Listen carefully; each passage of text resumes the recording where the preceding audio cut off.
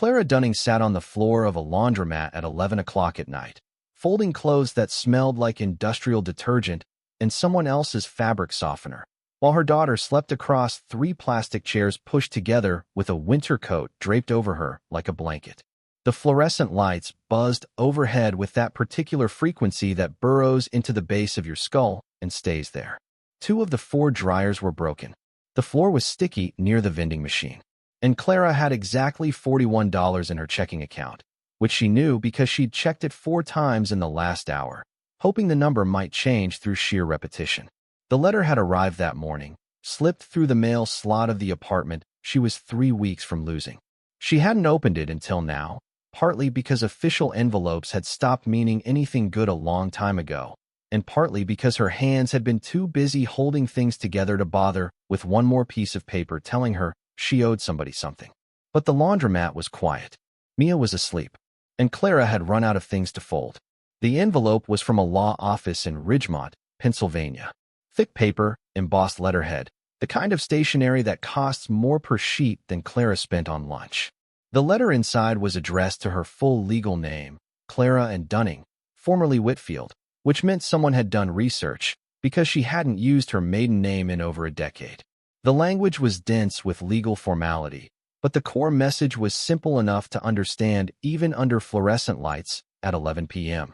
Her grandmother, Edith Whitfield, had passed away 6 weeks earlier at the age of 91. Clara hadn't been told. No one in the family had called, which shouldn't have surprised her, given that no one in the family had called about anything in over 4 years. Not since the divorce. Not since she'd made the unforgivable choice of being poor in a family that measured love in square footage. Edith's estate was being divided among her descendants. The house in Ridgemont, a 5-bedroom colonial on 3 acres, went to Clara's uncle, Gerald. The savings accounts, investment portfolios, and insurance policies were split between Gerald and Clara's mother, Patricia.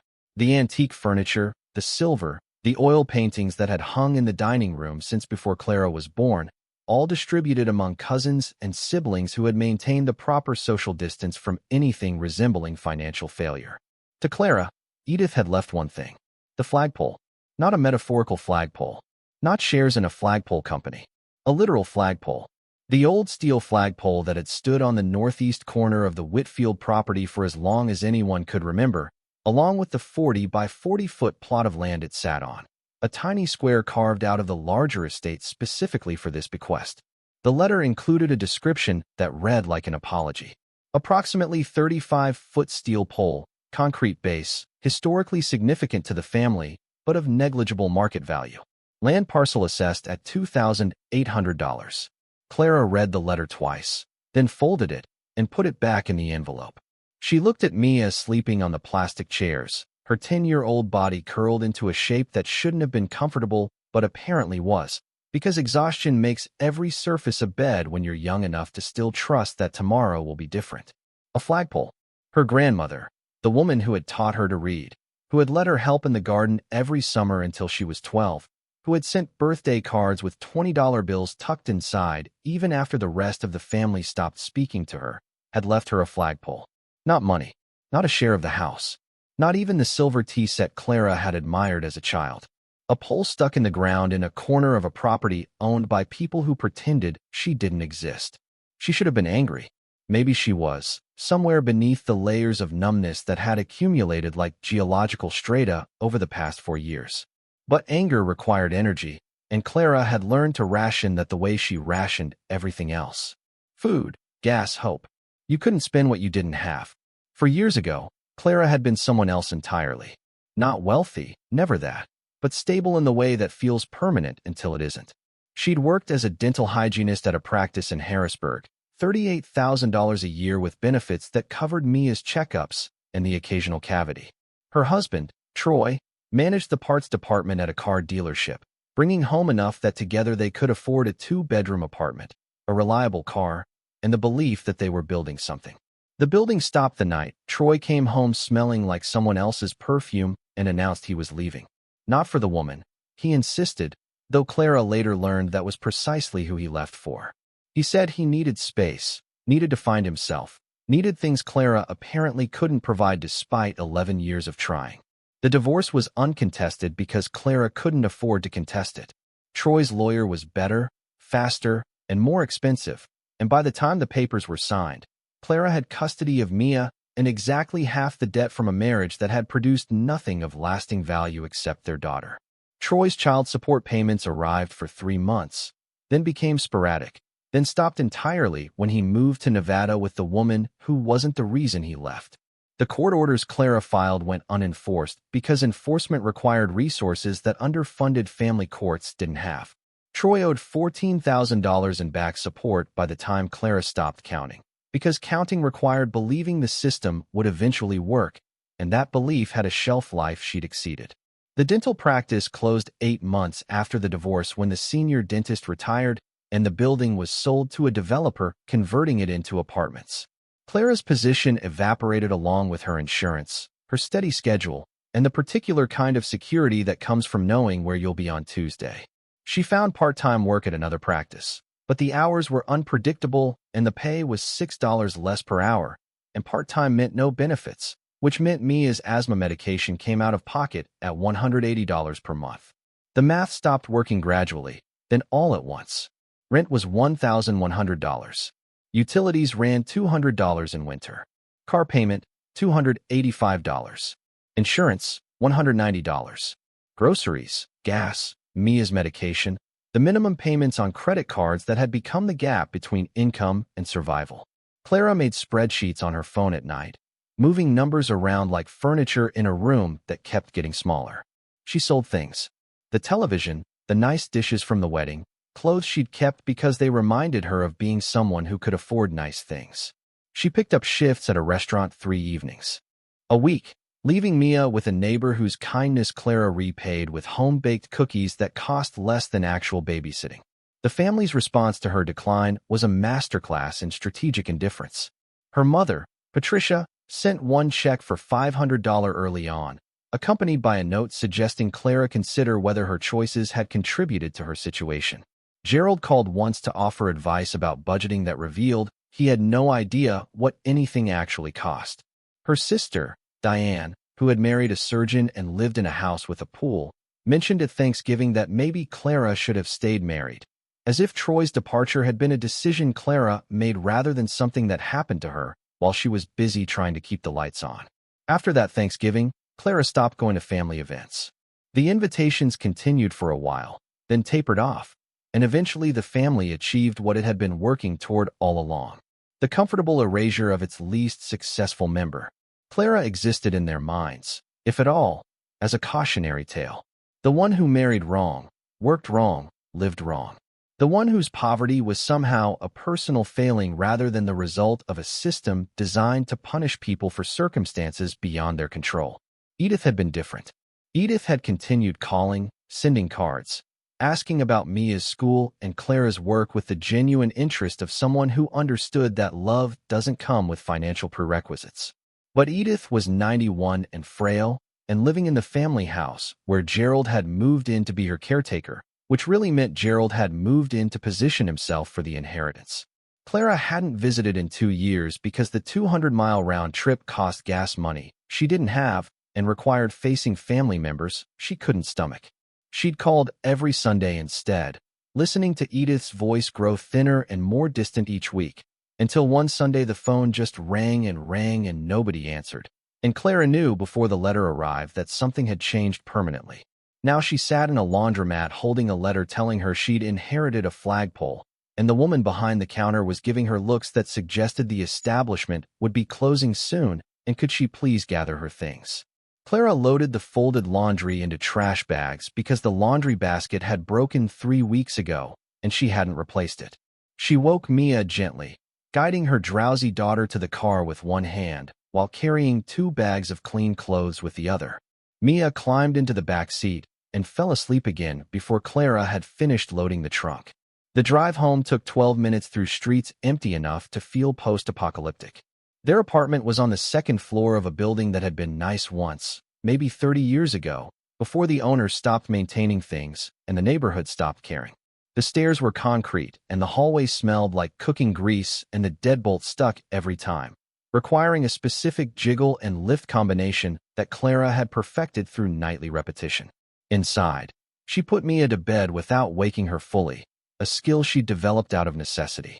Changed her into pajamas through muscle memory, tucked the covers around her narrow shoulders, placed the stuffed elephant named Gerald, named before the uncle became someone worth resenting, within arm's reach.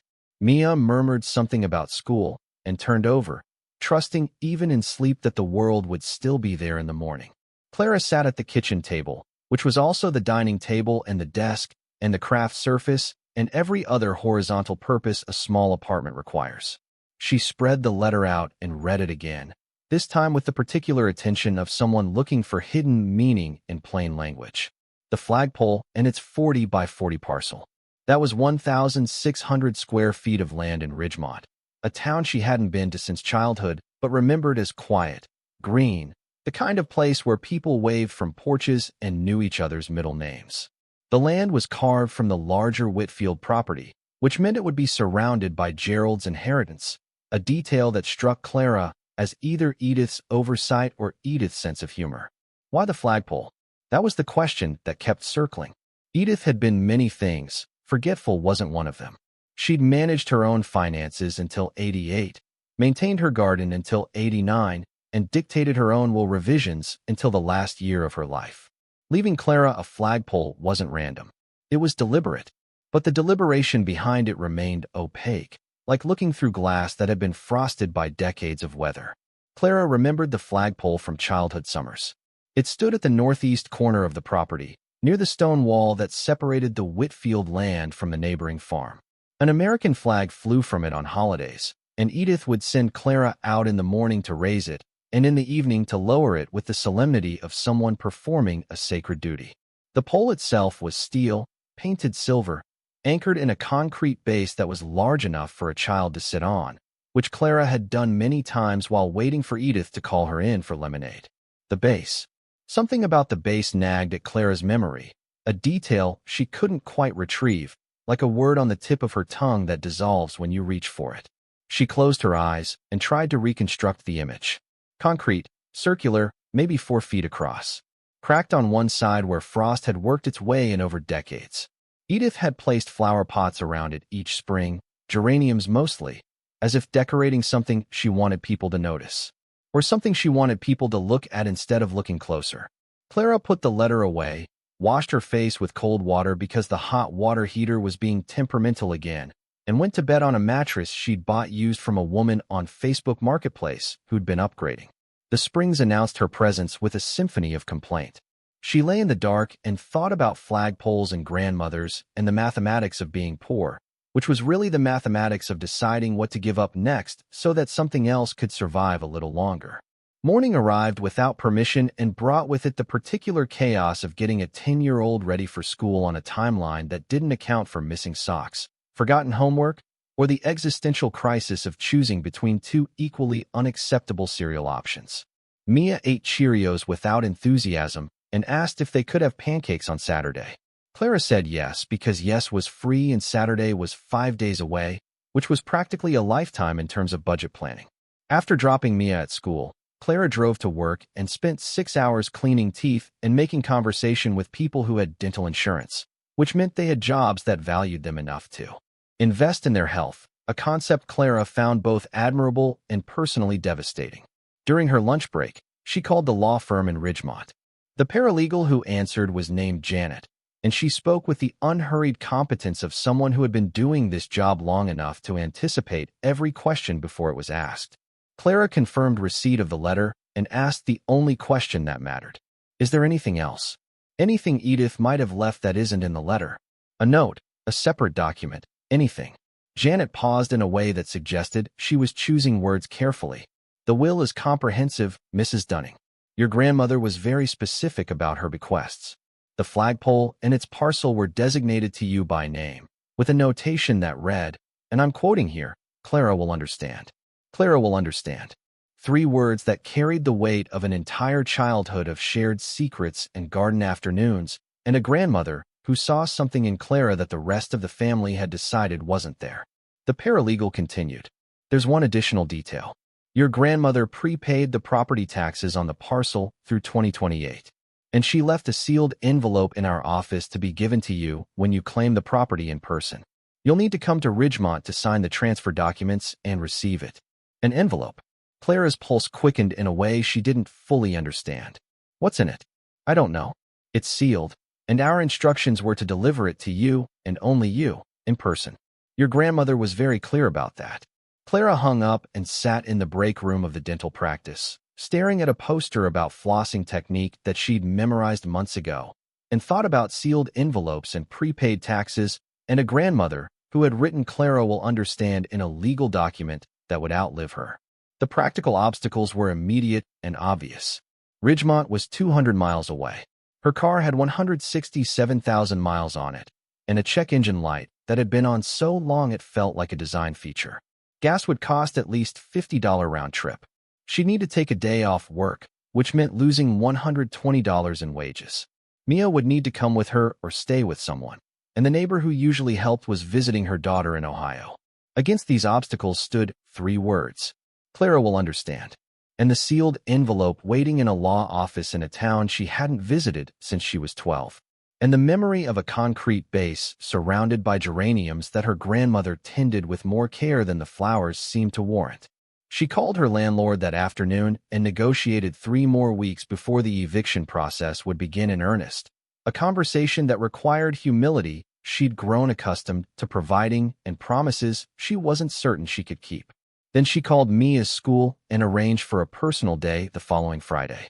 Then she put $35 of gas in the car and prayed the engine light was lying about whatever it claimed was wrong. Friday morning arrived cold and clear.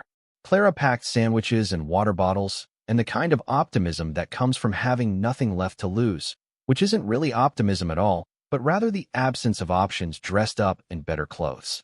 Mia was excited because any deviation from routine felt like adventure at 10, especially when it involved a road trip and the vague promise of an inheritance, even one as seemingly worthless as a flagpole. They drove east through Pennsylvania countryside that unrolled like a quilt in autumn colors, red and gold and brown. The trees performing their annual farewell with the extravagance of performers who know the curtains coming down.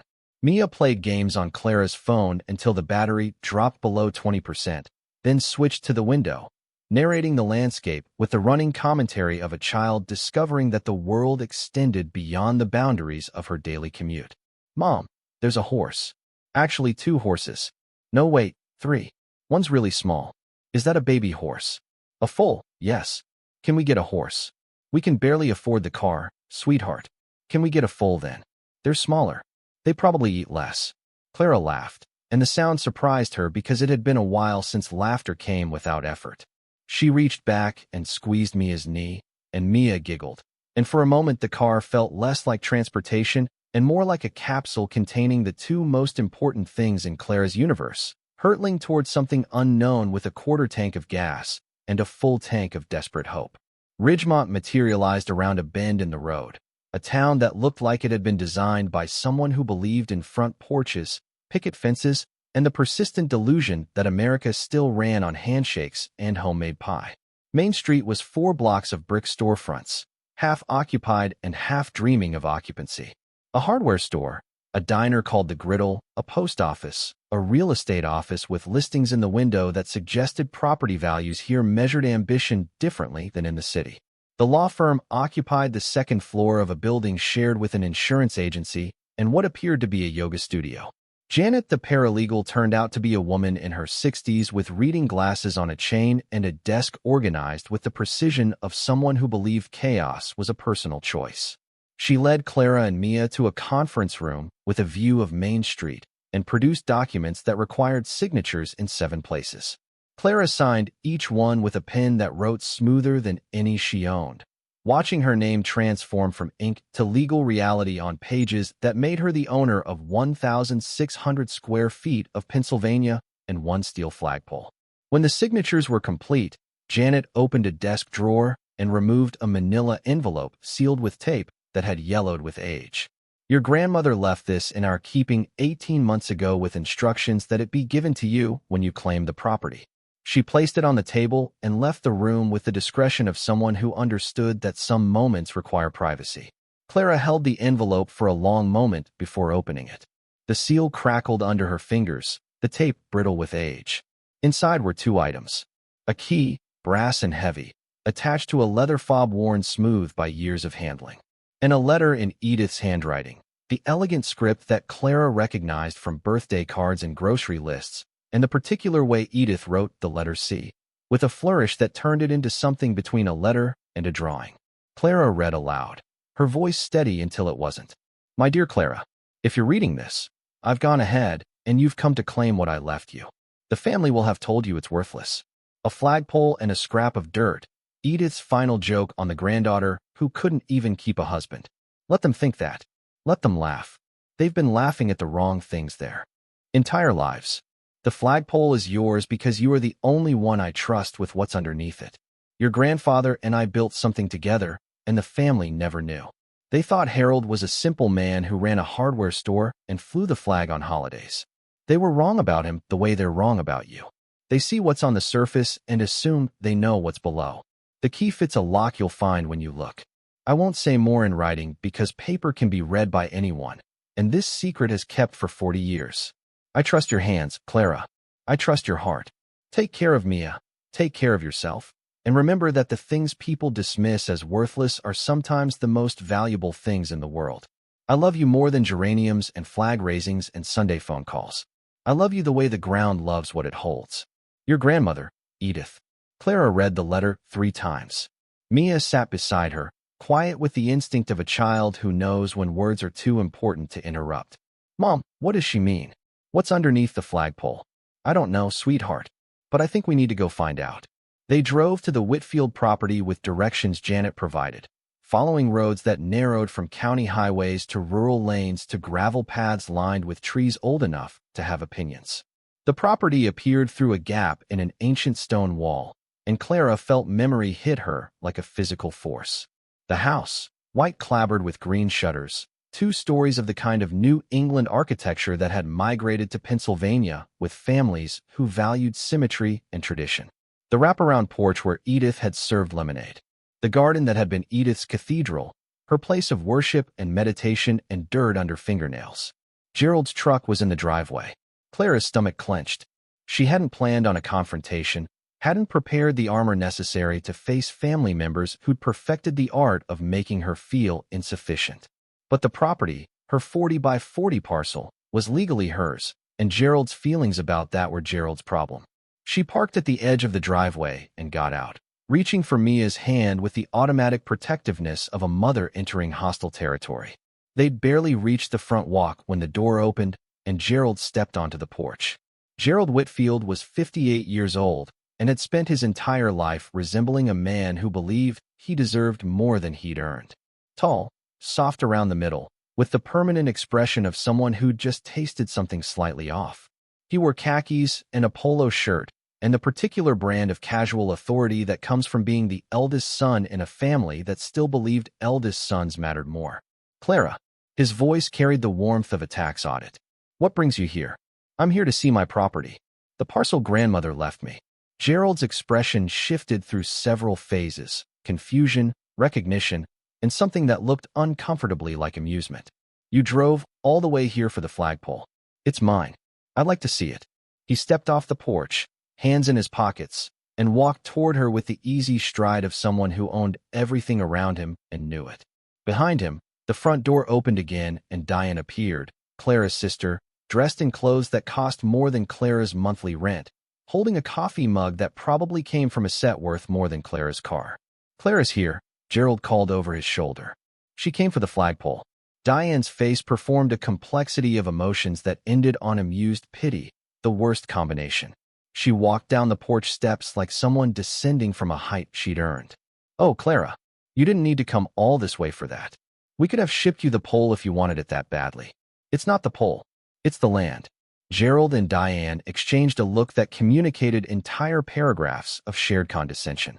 Clara, Gerald said with the patience of someone explaining arithmetic to a slow child, the parcel is 1,600 square feet. It's worth maybe $2,800. You spent more in gas getting here than the land is worth. That's my business. Mia squeezed Clara's hand tighter. She could feel her daughter's tension, the child's radar for adult hostility operating at full sensitivity. Clara squeezed back, a silent promise that they were in this together. Gerald shrugged with theatrical resignation. Fine. You want to see your flagpole? Come on. It's right where it's always been. They walked together across the property, past the garden that had gone to seed since Edith's death, past the barn that held equipment nobody used, past the stone wall that marked the boundary with the neighboring farm. The flagpole stood in the northeast corner exactly as Clara remembered, a silver steel pole rising 35 feet into an autumn sky, so blue it looked painted. But the base was different from her memories, larger than she recalled, or maybe she'd just been smaller then. The concrete circle was easily 5 feet across, not 4, and the crack she remembered had been filled at some point with fresh concrete, a repair that suggested maintenance rather than neglect. Edith's geranium pots were gone, replaced by nothing, and the exposed base revealed details that the flowers had hidden. Letters pressed into the concrete. H. W. 1983, and a seam around the perimeter that looked like a lid rather than a solid pour.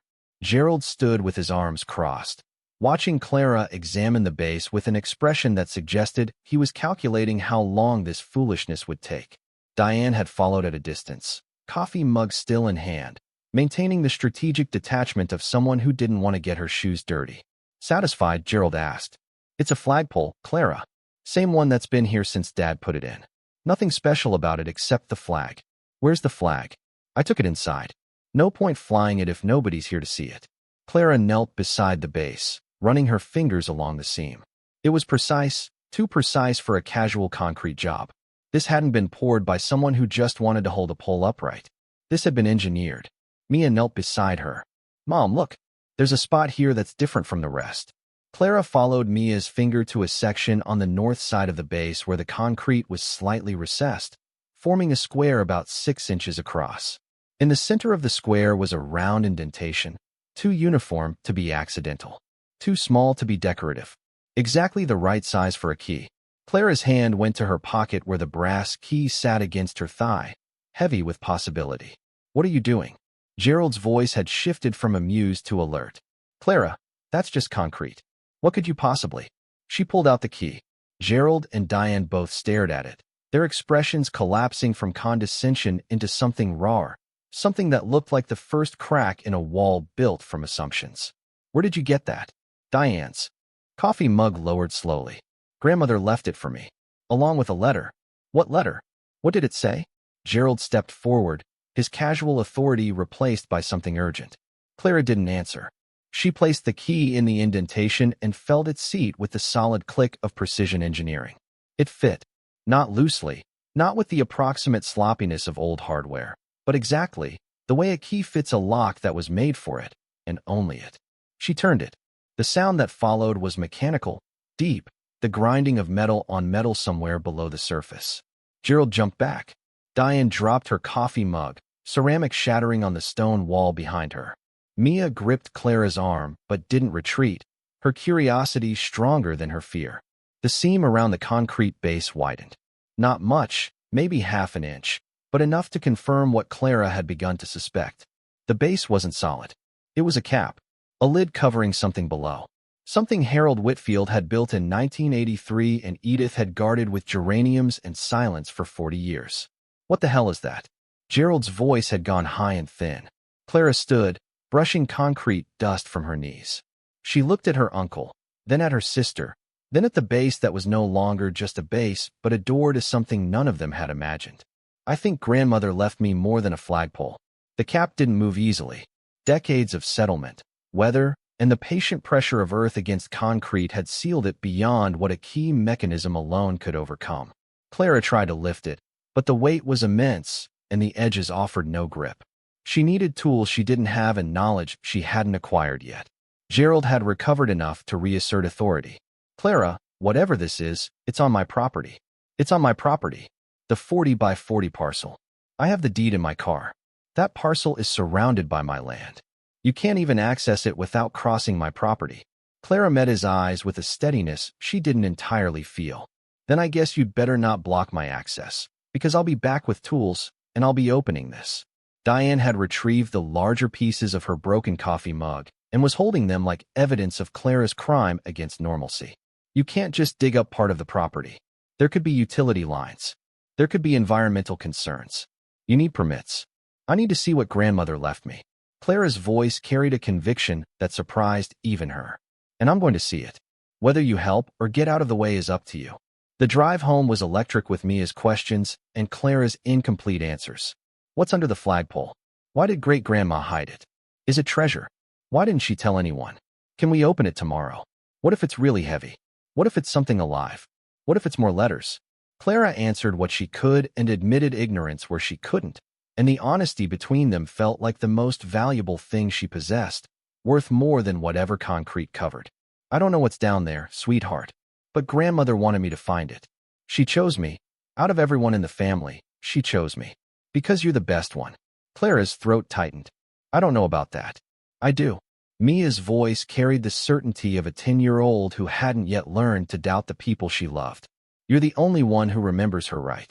Uncle Gerald just wanted the house. Aunt Diane wanted the silverware. But you loved her. You called every Sunday. She knew that. Silence filled the car, warm and heavy and necessary. Clara blinked hard and kept driving. Back in Harrisburg, reality reasserted itself with its usual indifference to emotional breakthroughs. The rent was still late. The car still had a check engine light. The dental practice still paid her less than she needed. And opening a concrete cap 200 miles away required resources she didn't have. She spent the weekend researching. Concrete removal, hydraulic jacks, structural engineering.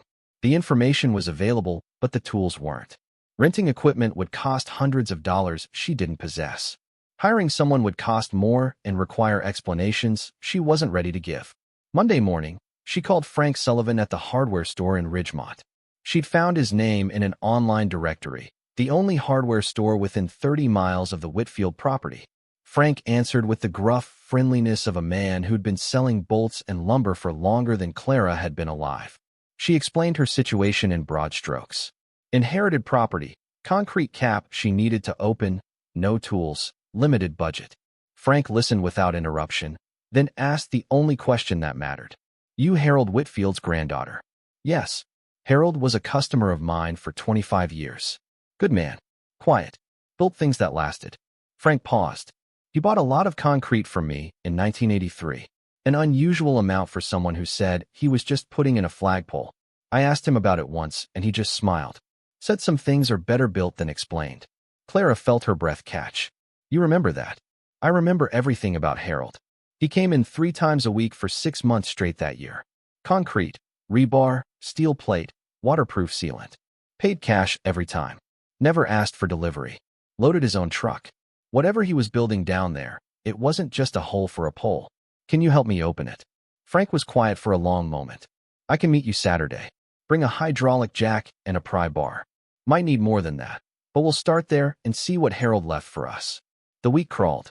Clara worked her shifts at the dental practice, served tables at the restaurant, picked Mia up from school, helped with homework, made dinners that stretched ingredients to their limits, and every night after Mia fell asleep, she sat at the kitchen table with Edith's letter and the brass key and tried to understand what her grandmother had entrusted to her. The family's reaction arrived on Wednesday in the form of a phone call from her mother. Patricia Whitfield's voice had the clipped precision of someone who had rehearsed what she was about to say and resented having to say it at all. Gerald tells me you've been at the property making a scene. I came to see what grandmother left me. She left you a flagpole, Clara. A flagpole. And instead of accepting that gracefully, you're digging around in the yard like a dog looking for a bone. Do you have any idea how embarrassing this is for the family? Clara gripped the phone hard enough to turn her knuckles white. What family? The family that didn't tell me grandmother died. The family that divided her estate without consulting me. The family that left me a flagpole while everyone else got the house and the money and the silver. You got what she wanted you to have. Patricia's voice hardened. Edith was 91 and confused at the end. The flagpole was probably a mistake, a clerical error. Gerald's lawyer is looking into whether the bequest can be voided. It's not a mistake. She left me a key. She left me a letter. She knew exactly what she was doing. A key. Patricia's tone shifted, curiosity breaking through carefully maintained dismissal. What key? Clara hung up. She stared at the phone for a full minute, listening to silence that felt like vindication, and then she called Frank to confirm Saturday and started packing. Friday night, they drove back to Ridgemont. The car made a new sound around mile 100, a rhythmic clicking from the front left that could have been anything from a loose heat shield to impending mechanical doom. Clara added it to the list of things she'd deal with later and kept driving. Mia slept in the back seat with her stuffed elephant, and Clara watched the road and thought about geraniums. Edith had planted geraniums around the base every spring for as long as Clara could remember. Red ones, always red, in terracotta pots arranged with the precision of someone decorating a shrine rather than a flagpole. Clara had helped her plant them as a child, kneeling in dirt that smelled like possibility, pushing seedlings into soil while Edith murmured instructions about spacing and watering and the importance of tending things that others might consider ordinary. The memory sharpened into focus now, recontextualized by everything Clara had learned. Edith hadn't been decorating. She'd been concealing. The geraniums weren't ornamental. They were camouflage, drawing the eye to flowers instead of concrete, to beauty instead of secrets. 40 years of red geraniums standing guard over whatever Gerald had built in 1983, and nobody had thought to ask why an old woman devoted so much attention to a flagpole nobody else cared about.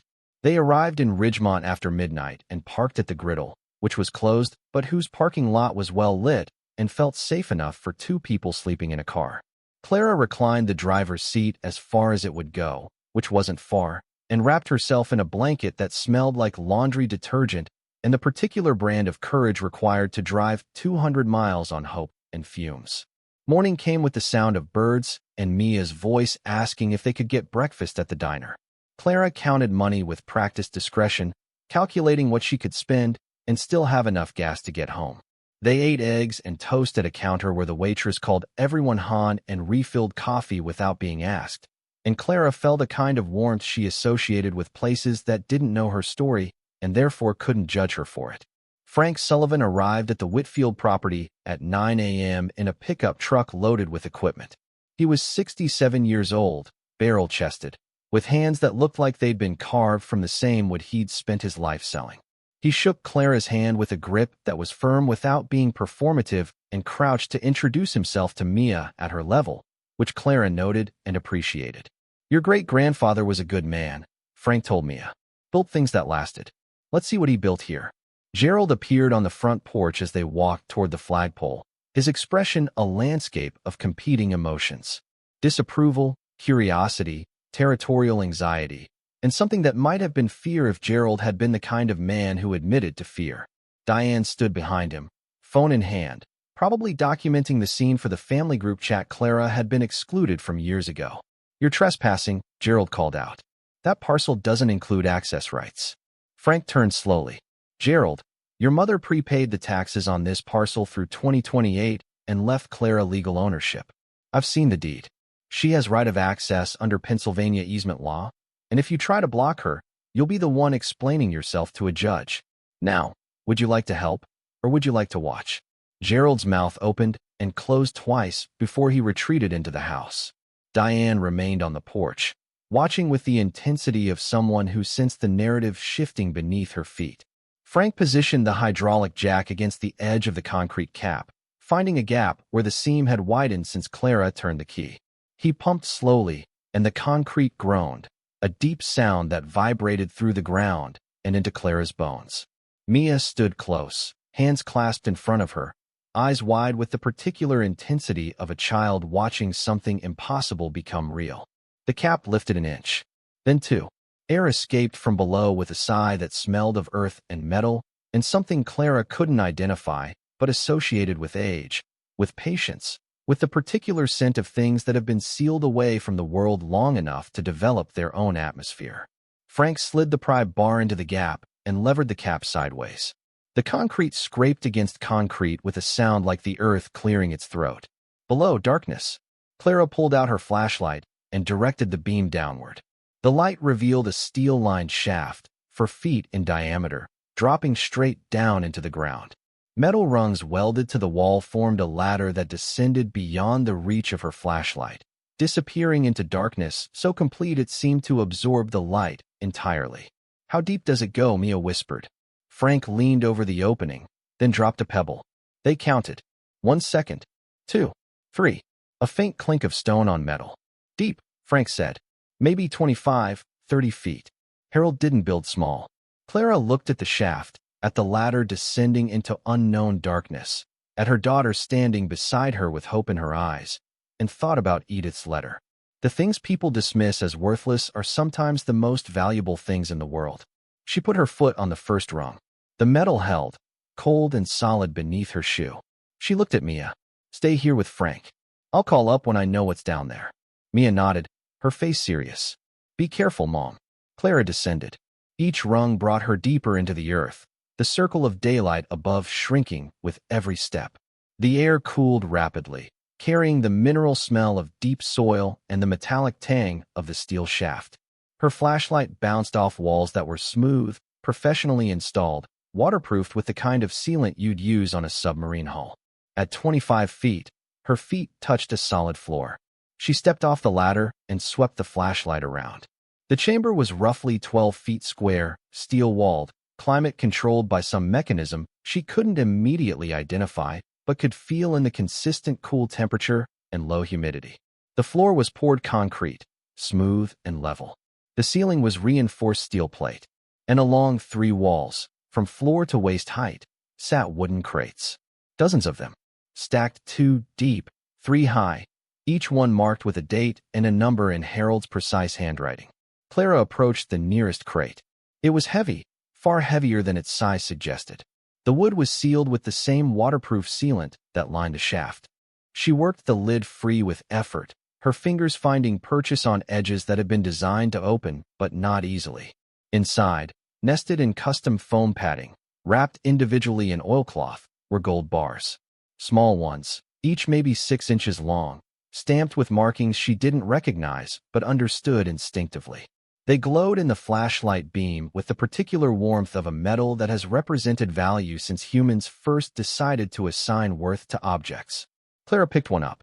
It was heavy in her hands, impossibly heavy for its size, and smooth, and warm despite the cool air, as if it contained its own heat source, its own small sun. She set it down carefully and opened the next crate. More gold.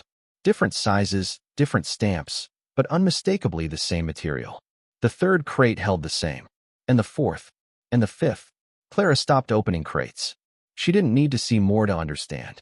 She stood in the center of a steel chamber 25 feet below a flagpole in rural Pennsylvania, surrounded by what appeared to be a fortune in gold that her grandfather had accumulated and hidden and her grandmother had guarded for 40 years, and the only sound was her own breathing and the faint hum of whatever mechanism kept this vault cool and dry and waiting.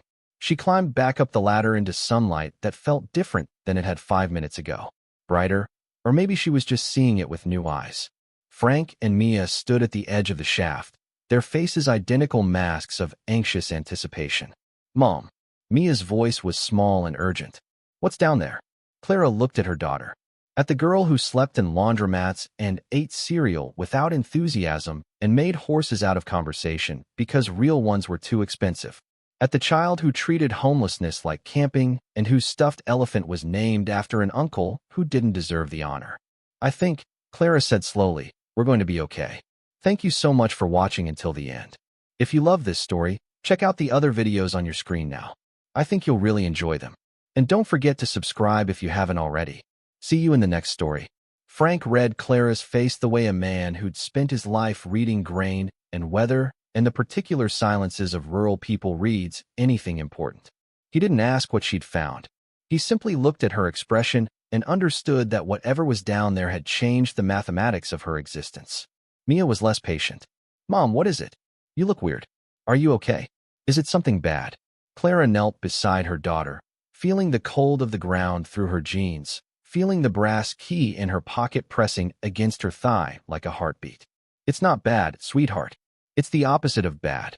Frank moved to the edge of the shaft and pointed his own flashlight downward. The beam caught the steel walls, the ladder rungs, and at the bottom, the edge of a wooden crate visible in the amber glow. He stared for a long moment. then straightened and looked at Clara with an expression she couldn't quite decipher. Respect, maybe, or the particular kind of awe reserved for realizing that someone you thought you knew had been carrying a secret large enough to reshape reality. "Harold," Frank said quietly, "you magnificent old fox." Clara's hands were shaking now, the adrenaline that had carried her down the ladder and back up again converting into tremors she couldn't control. She sat on the edge of the concrete cap and pressed her palms flat against her knees, forcing steadiness into muscles that wanted to vibrate apart. "There's gold down there," she said. "Crates of it. I don't know how much." I opened 5 crates and stopped counting. Frank let out a breath that seemed to carry decades of accumulated wondering. I always knew he was building something more than a flagpole base. The amount of material he bought, the trips he made, the way he worked at night sometimes. I could see his truck lights from my place on clear evenings. But gold? He shook his head. "Harold ran a hardware store. Where does a hardware store owner get gold?" Mia tugged Clara's sleeve. "Can I see it?" "Not yet." Clara pulled her daughter close. "I need to think first. I need to understand what this means."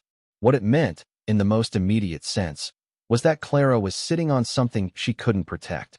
The shaft was open, the cap displaced, and anyone who walked to the northeast corner of the property could see that something had been revealed. Gerald was inside the house. Diane was on the porch. Whatever privacy they'd had was already compromised. As if summoned by the thought, Gerald appeared around the corner of the barn, walking with the determined stride of someone who'd been watching from a window and had decided that whatever was happening required his intervention. Diane followed 3 steps behind, her phone held at the angle of someone recording video rather than texting. "What did you find?" Gerald's voice had dropped the pretense of disinterest. His eyes went to the open shaft, to the displaced concrete cap, to the darkness below, and his face underwent the rapid transformation of someone recalculating their position in real time. Clara stood, placing herself between Gerald and the opening. "This is my property, my parcel. Whatever is down there belongs to me." Gerald stepped closer. "This was part of our parents' estate. Anything our father built is part of the overall inheritance. You can't just claim whatever you want because Edith left you a worthless piece of land. She left me this piece of land specifically because of what's under it." Clara's voice didn't waver, and the steadiness surprised her. She had a letter from grandmother saying as much. "She left me the key. She prepaid the taxes. She did everything she could to make sure this was mine and only mine." Diane lowered her phone slightly. "What's actually down there, Clara?" Clara hesitated. Every instinct told her to keep the secret, to seal the shaft, and come back later with legal protection and professional guidance. But Gerald was already moving toward the opening, his body language telegraphing the intention to look for himself, and short of physically blocking a man twice her size, Clara couldn't stop him. Frank stepped in, not aggressively, but with the solid presence of someone who took up space on purpose. "Gerald, this is Clara's legal property. Whatever is below ground belongs to her. If you interfere with her property, that's trespassing and potentially theft.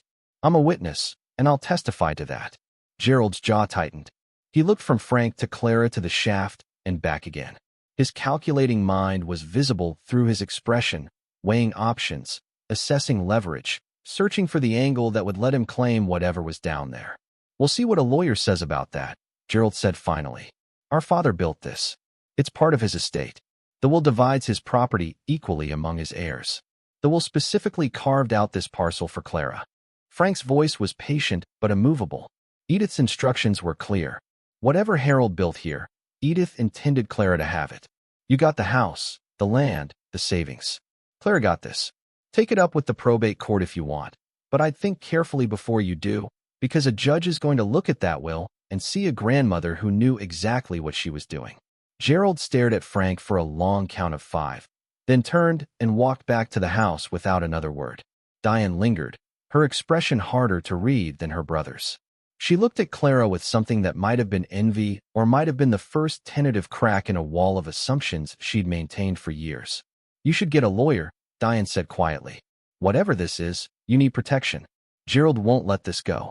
Then she followed her brother inside, and Clara was left standing beside an open shaft with her daughter and a 67-year-old hardware store owner, trying to figure out what to do next with a discovery that had the potential to either save her life or destroy what little stability she had left. Frank helped her reseal the shaft. They lowered the concrete cap back into place using the hydraulic jack in reverse, a process that took 45 minutes and left them both sweating despite the cool autumn air. The key mechanism clicked when Clara turned it back, and the seam closed to its original hair-thin invisibility. Without knowing what to look for, you'd walk past and see nothing but a flagpole base. Exactly as Gerald had designed it.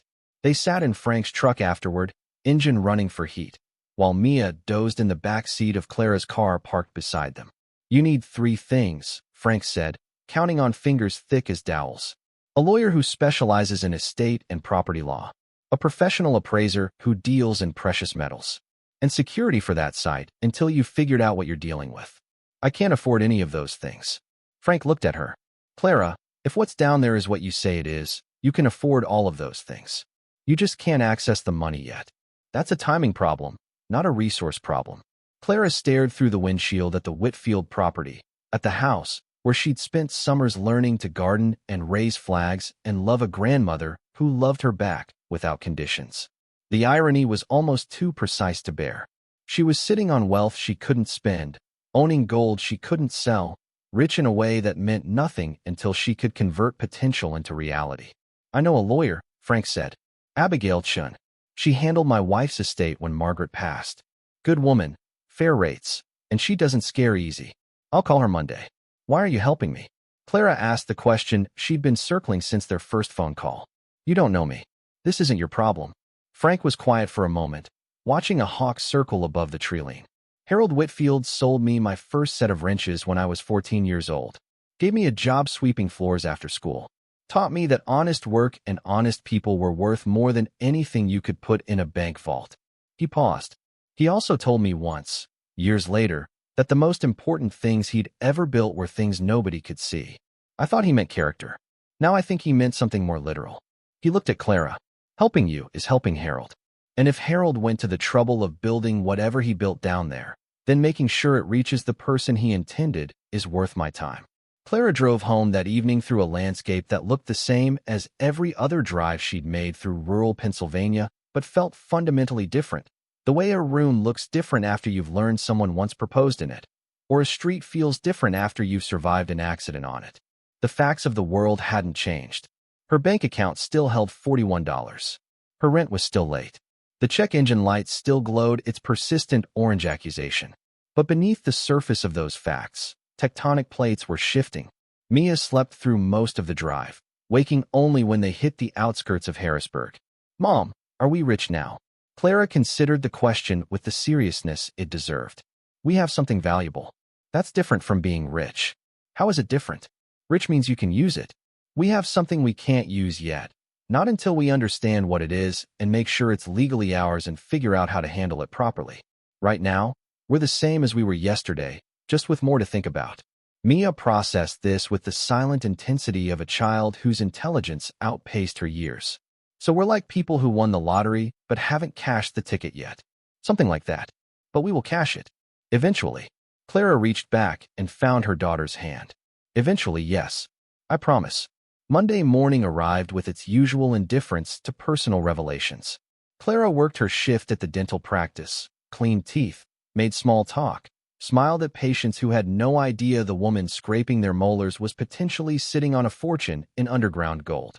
The cognitive dissonance was physical, a buzzing in her sternum that made it hard to concentrate on calculus deposits and gum recession. During her lunch break, she called Frank, who had already spoken to Abigail Chin. The lawyer could meet them Wednesday evening.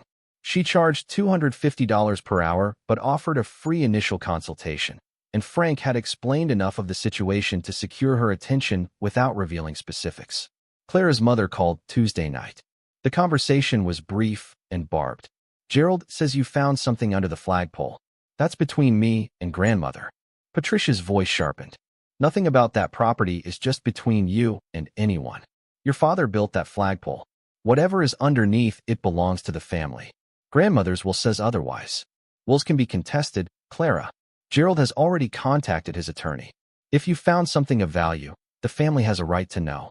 Clara felt the old familiar pressure, the gravitational pull of family expectation that had shaped her posture and her choices and her sense of self for 35 years. The weight of being the one who was always wrong, always insufficient, always making decisions that needed correction by people who knew better. But something had shifted. Not because of the gold, or not only because of it. Because of Edith's letter. Because of 3 words in a legal document. Clara will understand. Her grandmother had looked at the entire family, measured them against whatever standard mattered most, and chosen Clara. Not Gerald with his house. Not Patricia with her judgment. Not Diane with her surgeon husband and her swimming pool. Clara, the one they'd written off. The one sleeping in laundromats and rationing cereal. "I'm done discussing this with you," Clara said. "If Gerald wants to contest the will, he can do it through the courts. But grandmother knew what she was doing, and I'm going to honor her wishes." She hung up before Patricia could respond. The silence afterward felt enormous and clean, like a room after the furniture has been removed, empty but full of possibility. Abigail Chin's office occupied the ground floor of a Victorian house converted to commercial use, the kind of space that communicated seriousness without pretension.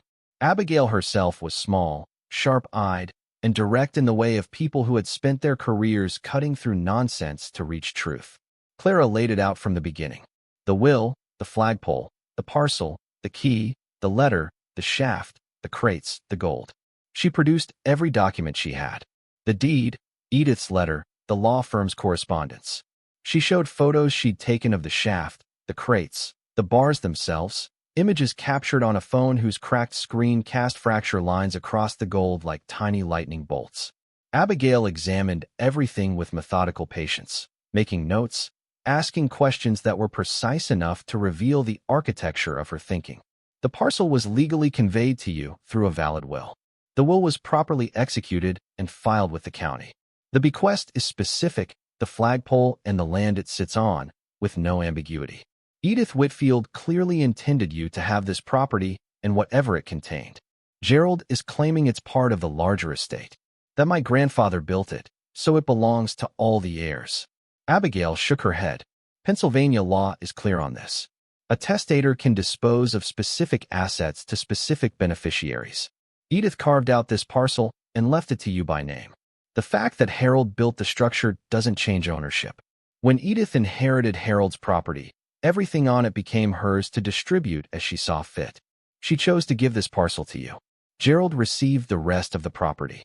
He has no legal claim to your parcel or its contents. What about the gold itself? Is it legal to own that much gold? Since 1975, yes. American citizens can own gold bullion without restriction. The questions are about provenance and taxes. Where did Harold get this gold? How did he acquire it? Was it purchased legally? Were taxes paid on the transactions? Those answers matter for your tax liability when you eventually sell. Clara sat with that for a moment. I have no idea where he got it. That's something we need to determine. Abigail leaned back. I'd recommend hiring a precious metals expert to assess the collection. Determine the type of gold, the stamps, the origin marks. That will tell us a story about where it came from and how it was acquired.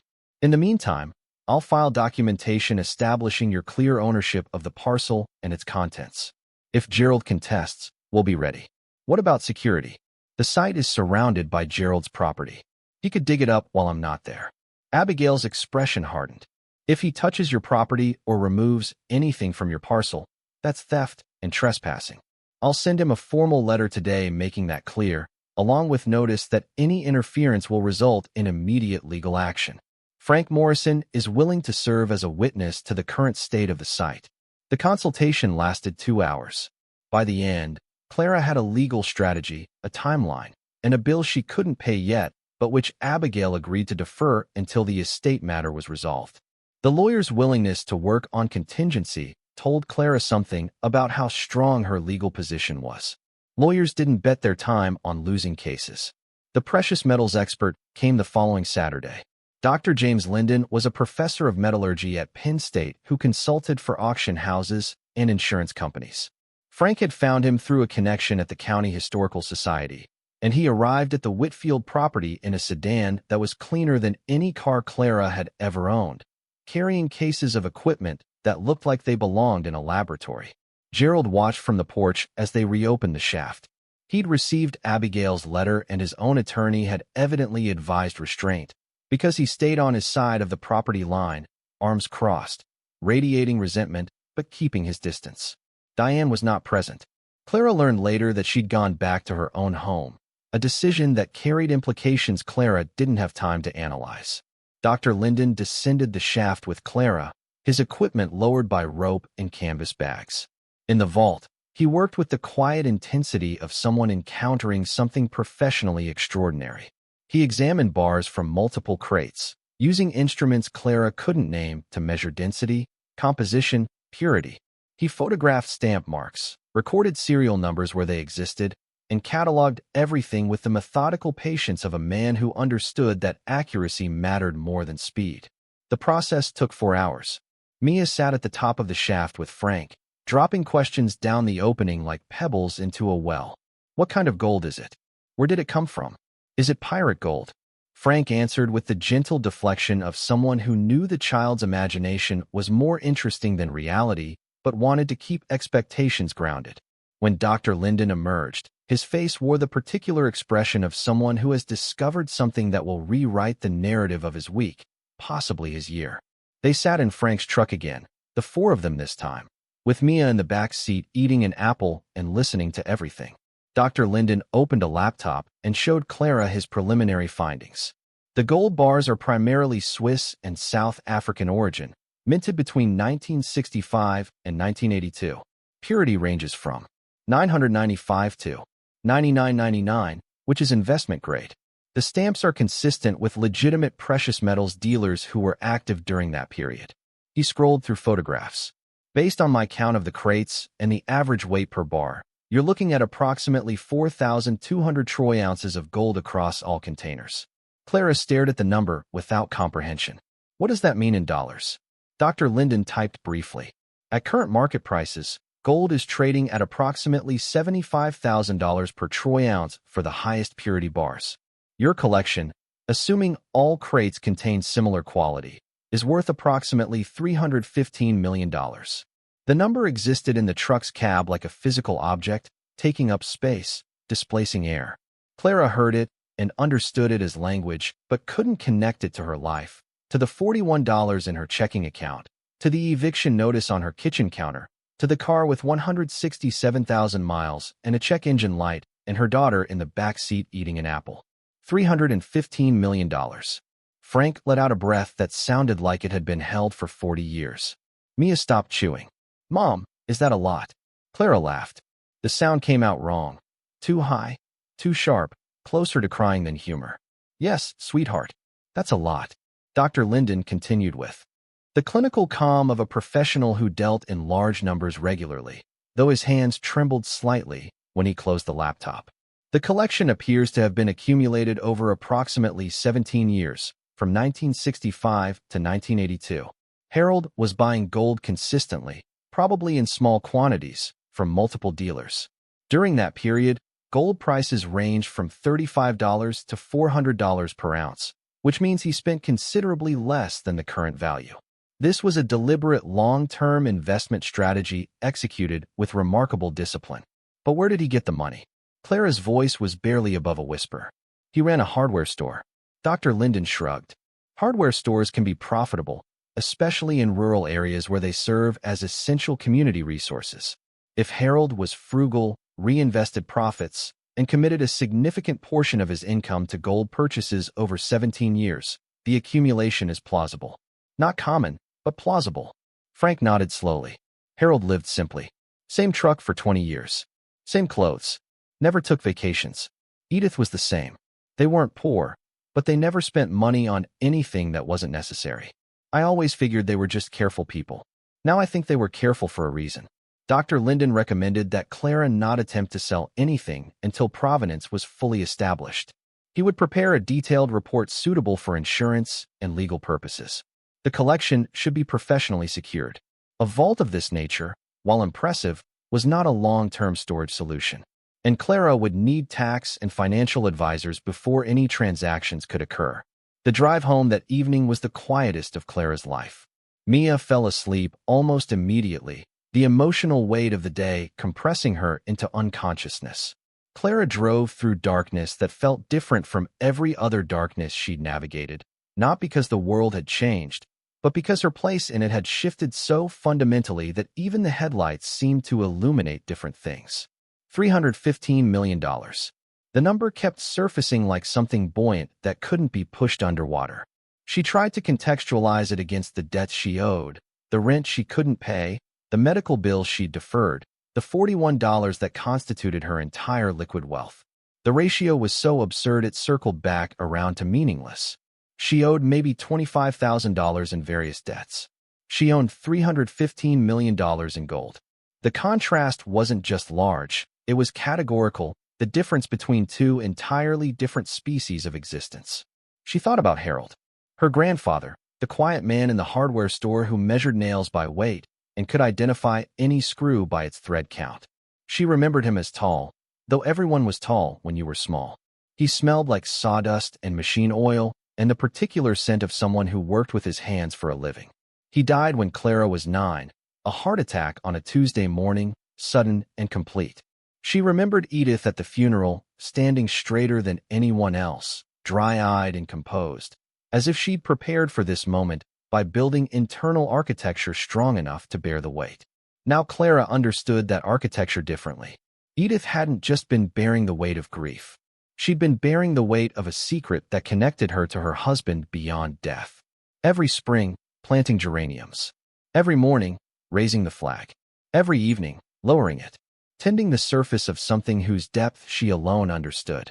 For 40 years, Edith had kept Harold's secret, waiting for the right moment, the right person, the right circumstances to pass it forward. And she'd chosen Clara. Not the successful children. Not the accomplished grandchildren. Clara, the one who needed it most.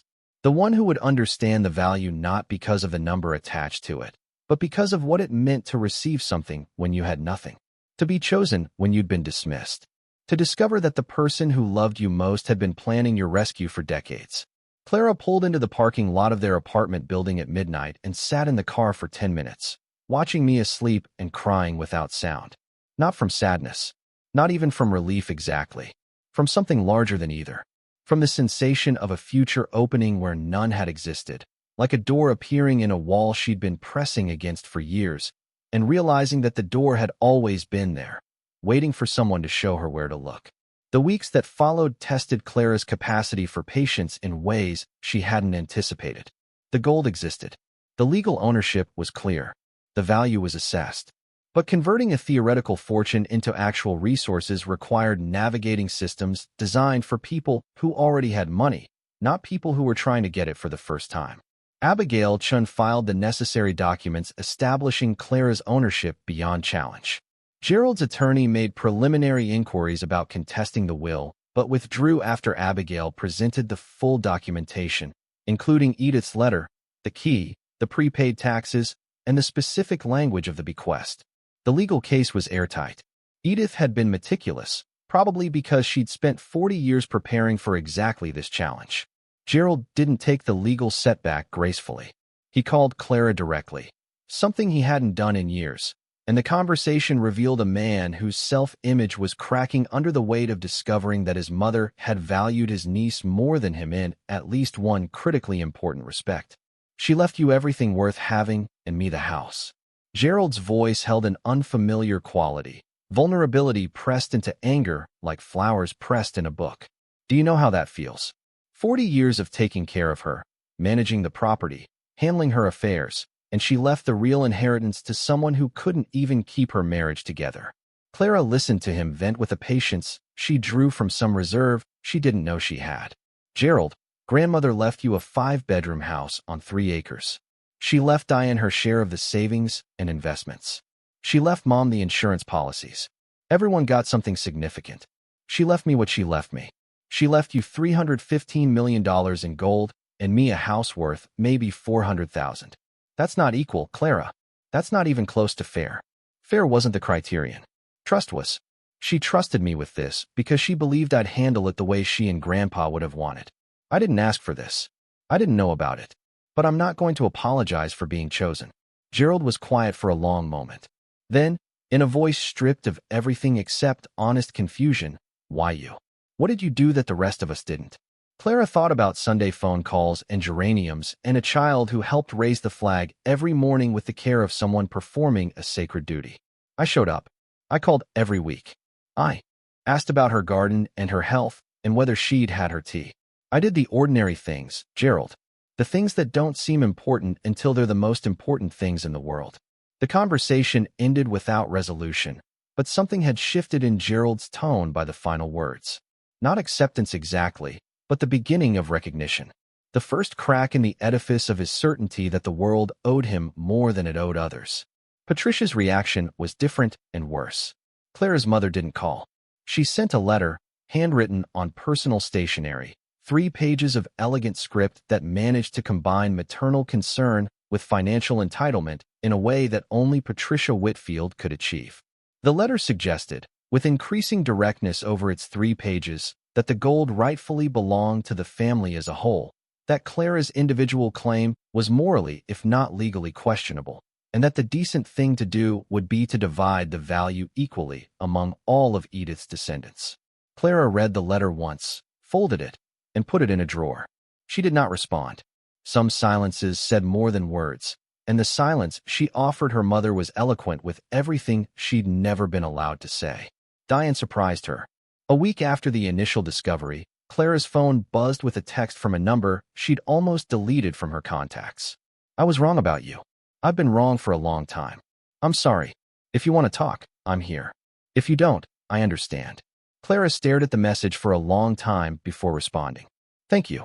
I don't know what to say yet, but thank you.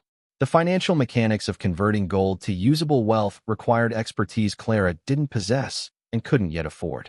Abigail connected her with a financial advisor named Marcus Webb, who worked with clients in unusual asset situations. Marcus was calm, methodical, and refreshingly free of the condescension Clara had come to expect from professionals whose hourly rates exceeded her daily income. He laid out the process over a 2-hour meeting. The gold needed to be physically secured by a professional depository. Insurance was essential and would cost approximately $50,000 per year for a collection of this value. Tax implications were complex. The gold was inherited property, which meant its cost basis for tax purposes was the fair market value at the time of Edith's death, not Harold's original purchase prices. Capital gains tax would apply only to appreciation after inheritance, which in this case was minimal since gold prices hadn't moved significantly in the 6 weeks between Edith's death and the discovery. The immediate challenge was liquidity. Clara needed money now for legal fees, security, living expenses, and the overwhelming task of managing a fortune she couldn't access. Marcus recommended selling a small portion of the gold, perhaps 10 bars, to generate operating capital. At current prices, that would produce approximately $750,000, enough to cover immediate expenses and begin the longer process of structured liquidation. The first sale happened 3 weeks after the discovery. Dr. Linden connected Clara with a reputable precious metals dealer in Philadelphia, and 10 bars were transported by armored car from a temporary vault where the collection had been secured at Clara's expense, paid for by a short-term loan against the gold itself, to the dealer's facility.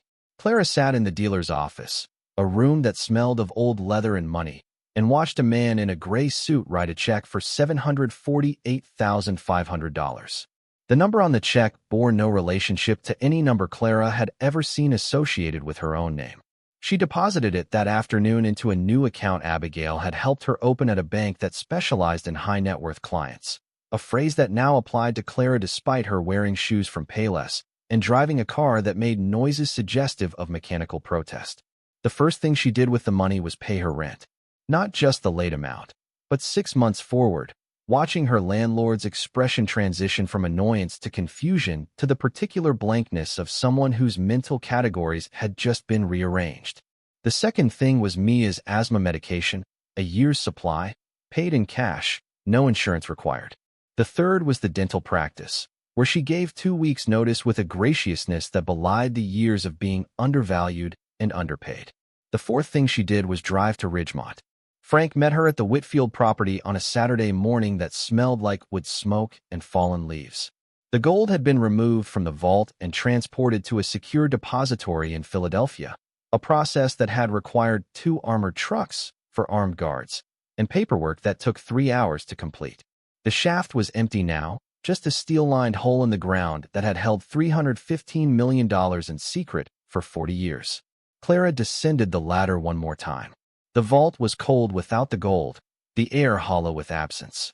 She stood in the center of the empty room and tried to imagine Gerald down here, alone, adding bars to crates, building a fortune one purchase at a time over 17 years.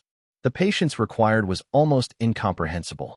Not the patience of waiting for something to happen, but the patience of making something happen so slowly that nobody notices, so carefully that nobody asks, so deliberately that the only evidence is the result. She touched the wall, steel plate, cold beneath her fingers, and whispered a thank you to a grandfather she barely remembered but who had, through patience and foresight, and a wife who understood the value of silence, reached across 4 decades to lift her out of a life that was crushing her. Back on the surface, she sealed the shaft and turned the key. The flagpole stood above her, silver against an autumn sky, so blue it looked deliberate. She'd have a new flag raised before winter. Edith would have wanted that. Frank walked her to the stone wall that marked the property boundary. They stood looking out over land that had been in the Whitfield family for generations, land that had concealed a secret that changed everything about how Clara understood her family, her history, and herself. "What are you going to do with the parcel?" Frank asked. Clara considered. "Keep it. Maintain it. Plant geraniums in the spring." Frank smiled. "Edith would like that, and I think I might buy the rest of the property. Gerald doesn't really want it. He wants the money it represents. If I offer him fair value, he'll sell. Then the whole place stays together, the way Grandma and Grandpa would have wanted." Frank nodded slowly. "You sound like Gerald. He always thought in terms of holding things together rather than dividing them up." The offer to Gerald came through Abigail, formal and fair. $450,000 for the house and remaining acreage, well above market value for a property in Ridgemont. Gerald accepted within 48 hours, the speed of his agreement telling Clara everything she needed to know about his attachment to the place versus his attachment to what it could buy him. The purchase closed in November. Clara stood on the porch of the house where she'd spent childhood summers and held the deed with both hands, feeling the weight of ownership settle into her bones like warmth from a fire built with wood you split yourself. The house needed work. The garden needed replanting. The rooms needed filling with the particular kind of life that turns a structure into a home. Mia chose the bedroom that had been Clara's during summer visits, a corner room on the second floor with windows facing east and south, and morning light that came in like a permission slip from the sun. She arranged her few possessions with the care of someone who had learned not to take permanence for granted, placing her stuffed elephant on the bed and her drawings on the desk, and standing back to examine the effect with the critical eye of a curator. "Mom, this room is bigger than our whole apartment." Clara leaned against the doorframe. "Is that okay?" Mia turned, and her face held an expression Clara had never seen on her daughter before. Not happiness exactly, though happiness was part of it. Something deeper. The look of a child who has stopped bracing for the next catastrophe and has begun to believe, cautiously and with the earned skepticism of someone who has been disappointed by the world, that maybe, possibly, things are going to be all right. "It's perfect," Mia said. And then, quieter, "Can we stay forever?" Clara crossed the room and gathered her daughter into a hug that contained 4 years of fear and exhaustion and love so fierce it felt like its own kind of currency. This time the promise she made was one she knew she could keep. "Forever, sweetheart. This is home." The news traveled through Ridgemont and beyond with the speed that only small-town networks and internet-age connectivity can achieve together. Within a week, everyone in the county knew that Clara Dunning, the woman who'd inherited a flagpole, had found $315 million in gold beneath it. The reaction was a spectrum. Most people expressed the reflexive astonishment of learning that impossible things could happen to ordinary people. Some were genuinely happy for her, seeing in her story the kind of fairy tale reversal that made the world feel less deterministic and more open to possibility. Others were less generous. A subset of the community viewed her windfall with the particular resentment reserved for people who gain wealth without having suffered the specific kind of suffering the resentful consider legitimate. "She didn't earn it," became a refrain Clara heard secondhand and sometimes directly, as if earning were the only valid path to having. as if the years of struggle and loss and sleeping in laundromats were somehow insufficient qualification for receiving a gift from a grandmother who loved her. The family's response fractured along predictable lines. Gerald took his $450,000 and moved to a condo in Philadelphia, where he could convert his bitterness into the kind of cosmopolitan cynicism that large cities accommodate without comment. Patricia maintained a dignified silence that communicated volumes about her feelings regarding maternal favoritism.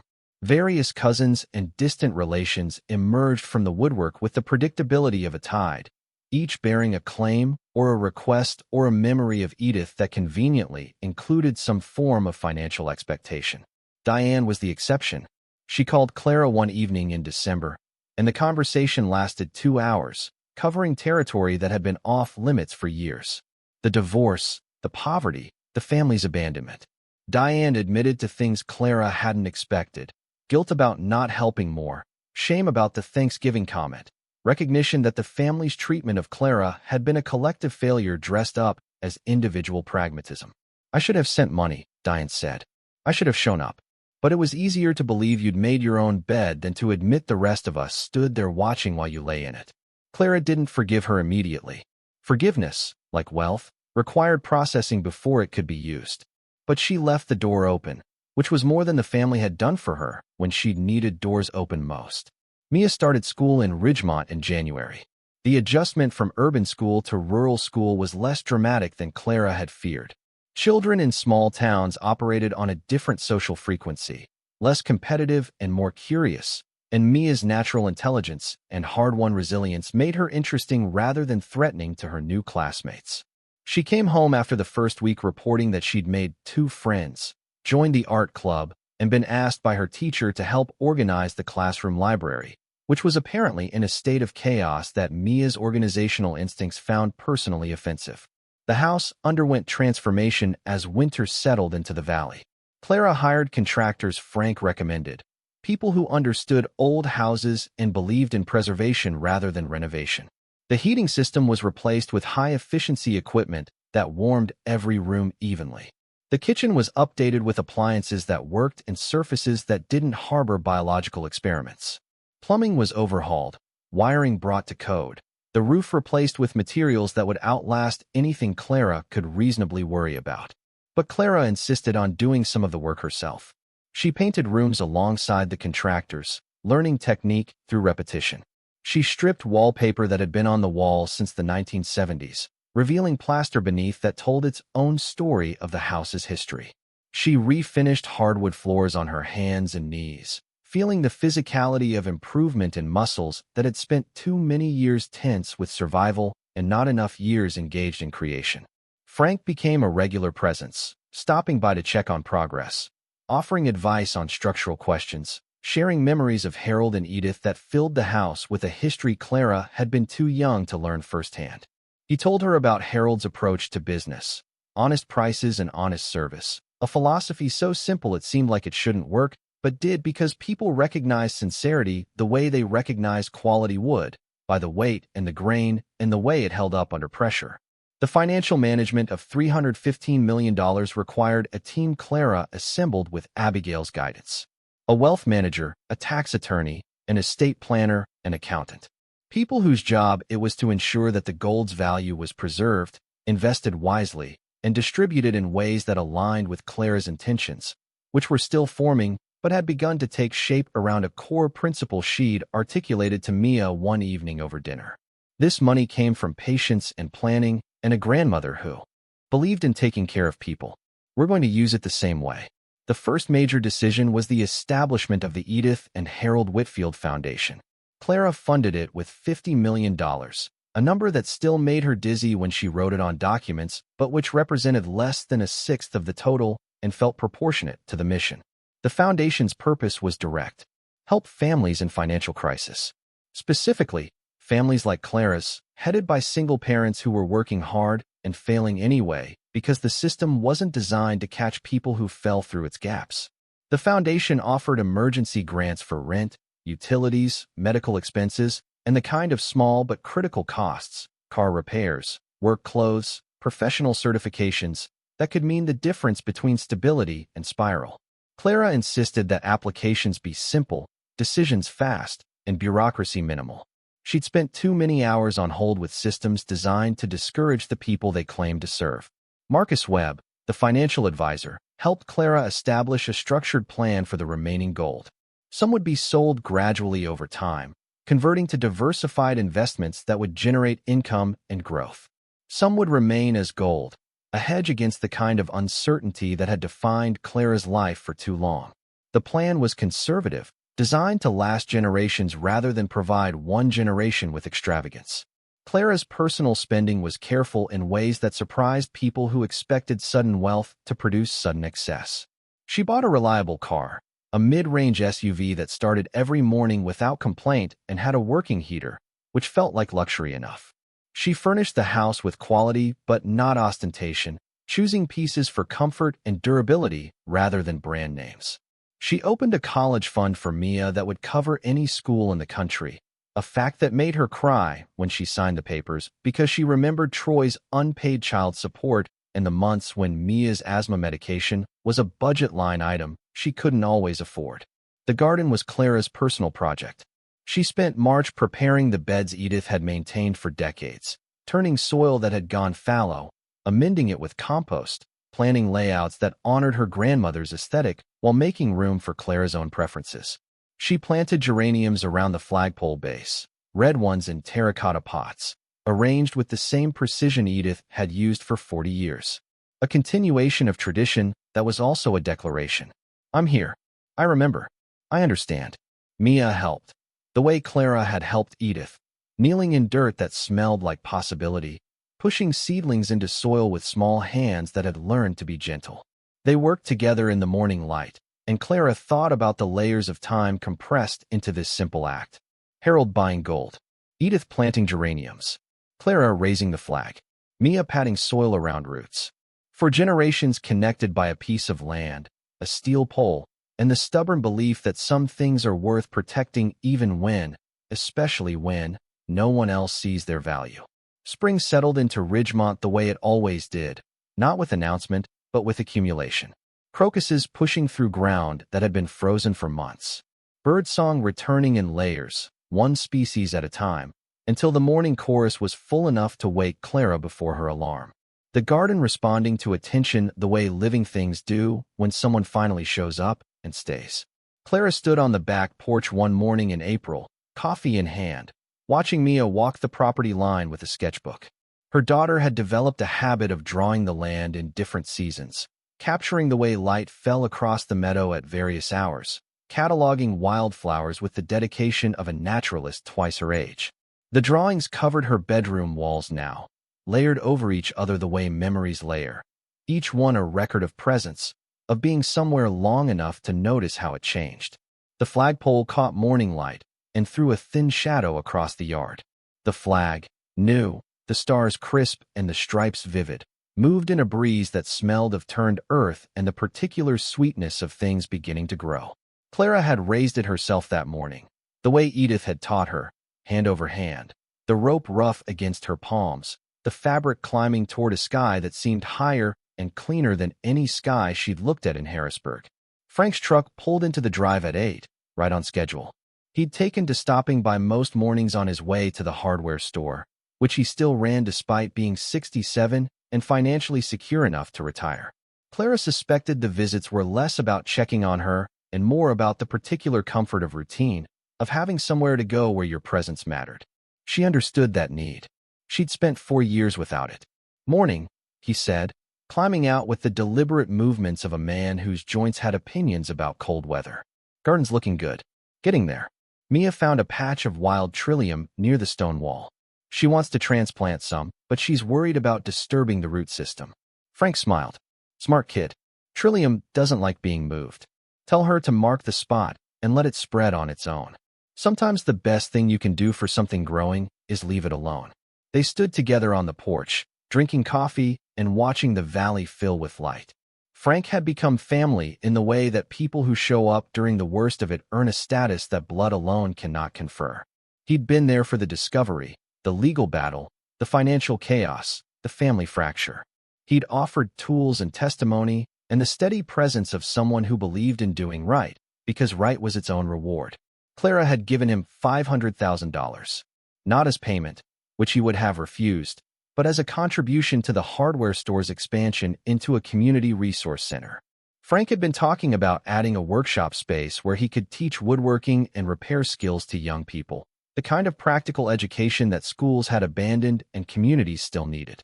Clara's contribution made that possible, and Frank accepted it with the grace of a man who understood that generosity moves in circles and that refusing a gift could be its own form of selfishness.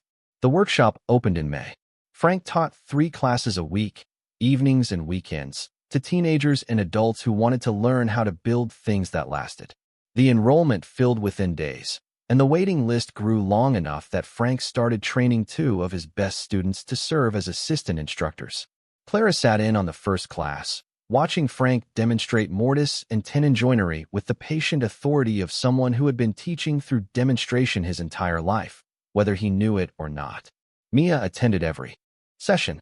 She'd inherited something from Gerald, a great-grandfather she'd never met, some affinity for working with her hands, for understanding the logic of materials, for the satisfaction of creating something functional from raw components. By June, she'd built a birdhouse that Frank pronounced structurally sound and aesthetically pleasing, 2 compliments that from Frank carried the weight of awards from lesser judges. The foundation's first year produced results that Clara tracked with the same attention she'd once applied to debt calculations, except now the numbers moved in directions that didn't make her chest hurt. 847 families received emergency grants. The average grant was $3,200, enough to prevent an eviction or keep the lights on or fill a prescription that would otherwise go unfilled. The approval rate was 94%, because Clara had designed the application to filter for need rather than for the ability to navigate bureaucratic obstacles. She read every application personally for the first 6 months, sitting at the kitchen table where Edith had served meals and Gerald had planned his purchases, absorbing stories that mirrored her own with variations that were cosmetically different but structurally identical. A single father in Ohio whose wife had died and whose employer had downsized him into obsolescence. A grandmother in Alabama raising 3 grandchildren on Social Security that covered rent or food, but not both. A young mother in Michigan whose car broke down and whose job required driving and whose budget had no room for the repair that meant the difference between employment and destitution. Each story was a version of her own. Each approval was a rope thrown down to someone drowning.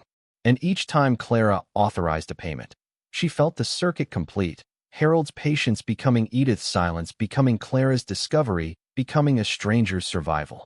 The money moved through her like water through a channel, arriving from one source and flowing to where it was needed, and Clara understood that this was what Edith had meant by trust. Not just the legal ownership of gold, but the moral obligation to use it the way Gerald and Edith would have used it themselves, quietly, effectively, without the need for recognition. Marcus Webb, the financial advisor, presented quarterly reports that showed the overall wealth growing despite the foundation's expenditures and Clara's personal spending. The gold that remained unsold appreciated with the market. The investments he'd structured generated returns that exceeded the foundation's annual budget. The math was sustainable, which meant the giving could continue indefinitely, which meant the circuit would keep flowing for as long as someone was willing to tend it. Clara hired a foundation director in September, a woman named Rachel Torres who had spent 20 years in nonprofit management and whose passion for the work was evident in every conversation. Rachel brought structure and efficiency to the operation, freeing Clara to focus on the parts she cared about most: reading applications, visiting recipients when possible, understanding the specific textures of need that numbers alone couldn't capture. One visit stayed with Clara longer than the others. A woman named Denise in rural West Virginia, single mother of 2, working as a home health aide for $11 an hour, whose landlord had raised the rent by $200 and whose car needed a transmission replacement at the same time. The foundation covered both, for $1,700 total, and when Clara called to follow up a month later, Denise's voice was so different from the voice on the application that Clara almost didn't recognize it.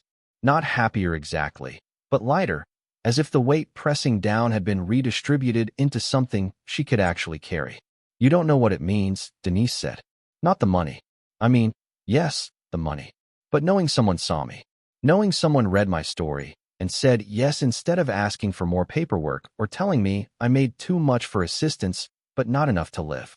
You saw me. Clara hung up and sat in the kitchen for a long time, thinking about visibility. About the years she'd spent invisible to her own family, unseen by systems designed to help people who looked like her on paper but couldn't reach her in practice. About Edith seeing her across the distance of estrangement and choosing her anyway. About Mia seeing hope in a house everyone else called worthless. About Frank seeing Harold's legacy in a flagpole base and deciding it mattered. The people we see become the people we save. Clara wrote that in a journal she'd started keeping, one of the few luxuries she'd allowed herself, a leather-bound notebook that sat on the kitchen table where it could absorb the daily accumulation of thoughts and observations and the particular kind of wisdom that comes from having been both the person drowning and the person throwing the rope. Mia's first full year at Ridgemont Elementary ended with an art show that drew parents and community members to the school gymnasium, where student work was displayed on folding tables and temporary walls. Mia had submitted 3 pieces. A watercolor of the garden in early spring, all browns and grays with tiny green shoots suggesting what was coming. An oil pastel of the flagpole at sunset, the steel rendered in shades of orange and gold that made it look like it was made of fire. And a pencil sketch of Frank's hands holding a plane, the wood curling away in thin ribbons, the detail so precise you could see the grain. Clara stood in front of the sketch and felt her throat close. The hands were Harold's as much as Frank's. The tools were the same tools. The craft was the same craft, passed from one generation to the next through the simple act of showing up and demonstrating that working with your hands was not beneath you, but rather the most direct way of touching the world. Mrs. Rivera, the art teacher, found Clara near the end of the evening. Your daughter has genuine talent. Not just technical skill, though she has that. She sees things. The way light falls, the way people hold themselves, the stories that objects carry. It's unusual in someone her age. She's been through a lot, Clara said. I think that sharpens things. It does. Rivera's expression was kind but serious. I'd like to recommend her for the summer art intensive at the County Arts Center. It's selective, 15 students from the region, 2 weeks of focused instruction. The program is funded, so there's no cost. Clara almost laughed. A year ago, no cost would have been the only way Mia could access anything. Now the phrase carried a different kind of weight. The recognition that systems designed to remove financial barriers served exactly the families she'd been part of and now served through her foundation. Mia attended the intensive in July. She came home each evening buzzing with the particular energy of someone who has found their thing, the activity that makes time disappear. An effort feel like breathing. She talked about composition and negative space and the difference between drawing what you see and drawing what you know. And Clara listened with the attention of a mother who understood that watching your child discover passion was its own form of wealth, uncountable and untaxable and worth more than anything stored in a vault. Summer also brought the resolution Clara hadn't known she was waiting for. Dr. Linden had continued researching the provenance of Harold's gold, tracing purchase records through dealers who kept meticulous archives.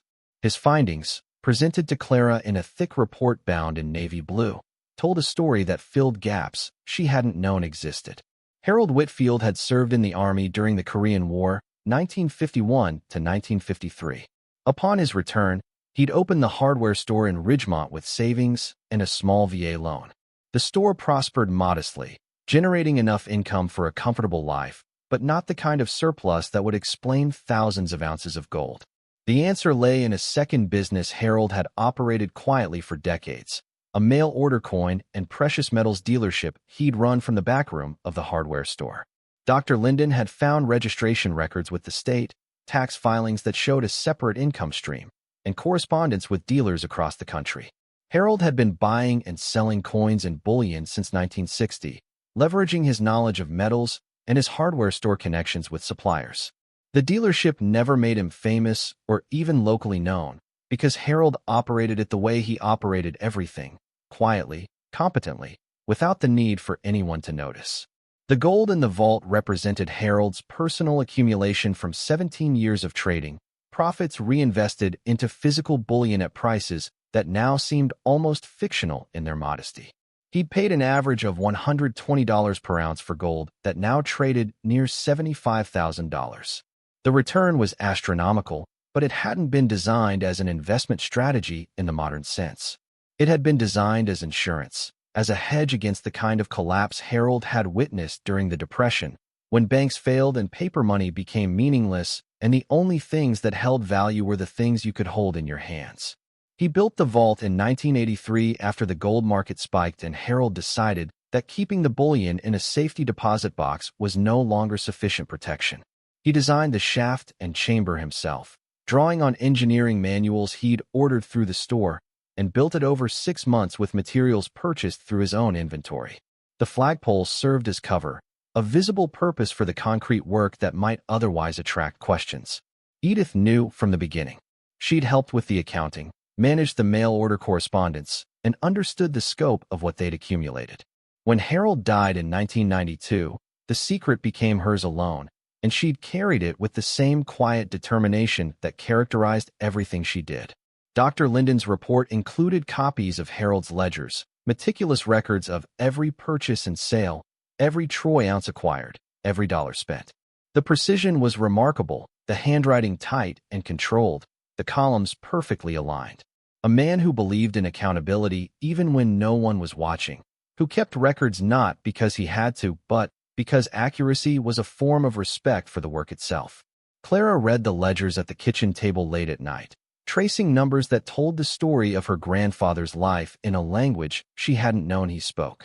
Each entry was a decision, a commitment of resources toward a future he couldn't see but believed in strongly enough to sacrifice for. The earliest purchases were small, 1 or 2 ounces at a time, the investments of a man building slowly because fast was never his speed. By the 1970s, the purchases grew larger as the mail order business expanded and Gerald's confidence in both gold and his own judgment increased. The final entry was dated November 1982. 47 troy ounces, Swiss mint, $19,200. After that, nothing. The vault was sealed, the flagpole installed, and Gerald spent the remaining decade of his life running the hardware store, tending the garden with Edith, and carrying the knowledge that beneath his feet lay a fortune that would matter to someone someday.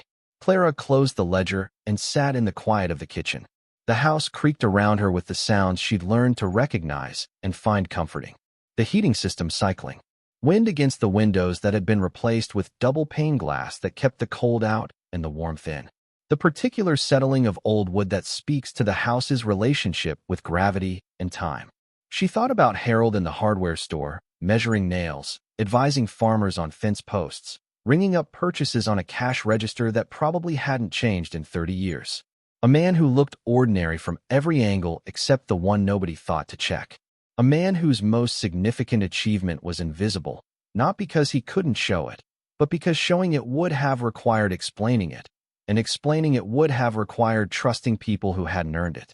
He'd trusted Edith, and Edith had trusted Clara, and Clara was trying to be worthy of that trust by using what she'd received the way they would have wanted, not for display or dominance or the accumulation of more, but for the quiet, steady, mostly invisible work of helping people who needed help and didn't know where else to look. Mia appeared in the doorway, pajamas and bare feet, and a glass of water she didn't really need, but which served as a passport from bedroom to anywhere else in the house. "Can't sleep," she said. "Me either. Want to sit." Mia climbed onto the chair next to Clara and looked at the ledger. "What's that?" "Great-Grandpa Gerald's records. Every piece of gold he bought for 17 years. Mia traced a column of numbers with one finger. He was really organized. He believed in doing things right, even when nobody was checking. Mia was quiet for a moment. "Mom, do you think he knew we'd find it? Like, specifically us?" Clara considered the question with the seriousness it deserved. "I think he knew Grandma would find the right person. And Grandma knew it was us. Because we needed it most. Because we'd use it the way they wanted. Needing it was part of that, but not all of it. She could have left it to anyone. She chose us because she trusted us. Not just with the gold, but with the responsibility that comes with it." Mia nodded slowly, processing in the way she did, absorbing information and rearranging it until it fit into her understanding of how things worked. "That's why you started the foundation. Because Grandma Edith would have wanted to help people. Yes, and because I know what it feels like to need help and not find it. That's not something you forget. Sweetheart, even when things are good, you remember what it felt like when they weren't. Mia leaned against Clara's shoulder. I remember the laundromat. Sleeping on those chairs. I pretended it was fun, but it wasn't really. Clara's arm went around her daughter. I know. I'm sorry about that. Don't be sorry. Mia's voice was small but steady. It taught me things. Like how to be okay when things aren't okay. And how to notice when other people aren't okay, even when they're pretending to be. Clara held her daughter and thought about the particular education that hardship provides, the curriculum nobody signs up for, but which produces a kind of knowledge unavailable through any other means. The ability to read desperation in a stranger's posture. The awareness that dignity costs nothing but is the most expensive thing to lose. The understanding that luck is distributed unfairly and that the only ethical response to receiving more than your share is to redistribute it toward those who received less. They sat together until Mia fell asleep against Clara's arm. She carried her daughter to bed, tucking covers around shoulders that were getting broader, lifting feet that were getting longer, adjusting the stuffed elephant whose name had quietly been changed from Gerald to something Mia wouldn't reveal, a small act of renaming that carried its own significance. Back in the kitchen, Clara opened the journal and wrote by lamplight. Today I learned where the gold came from. Not the dealers or the prices, but the intent. Harold wasn't hoarding. He was building a safety net for people he'd never meet, trusting that Edith would know when and how to deploy it. That's not investment. That's love expressed in troy ounces and patience and the willingness to be invisible so that someone else, someday, could be seen.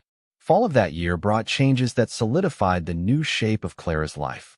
The foundation expanded its reach, opening satellite offices in 3 states, each staffed by people Rachel Torres recruited from the nonprofit world, people who understood that helping was a skill, not just an intention, and that efficiency in service delivery wasn't cold but compassionate, because every hour saved in processing was an hour sooner that a family stopped drowning.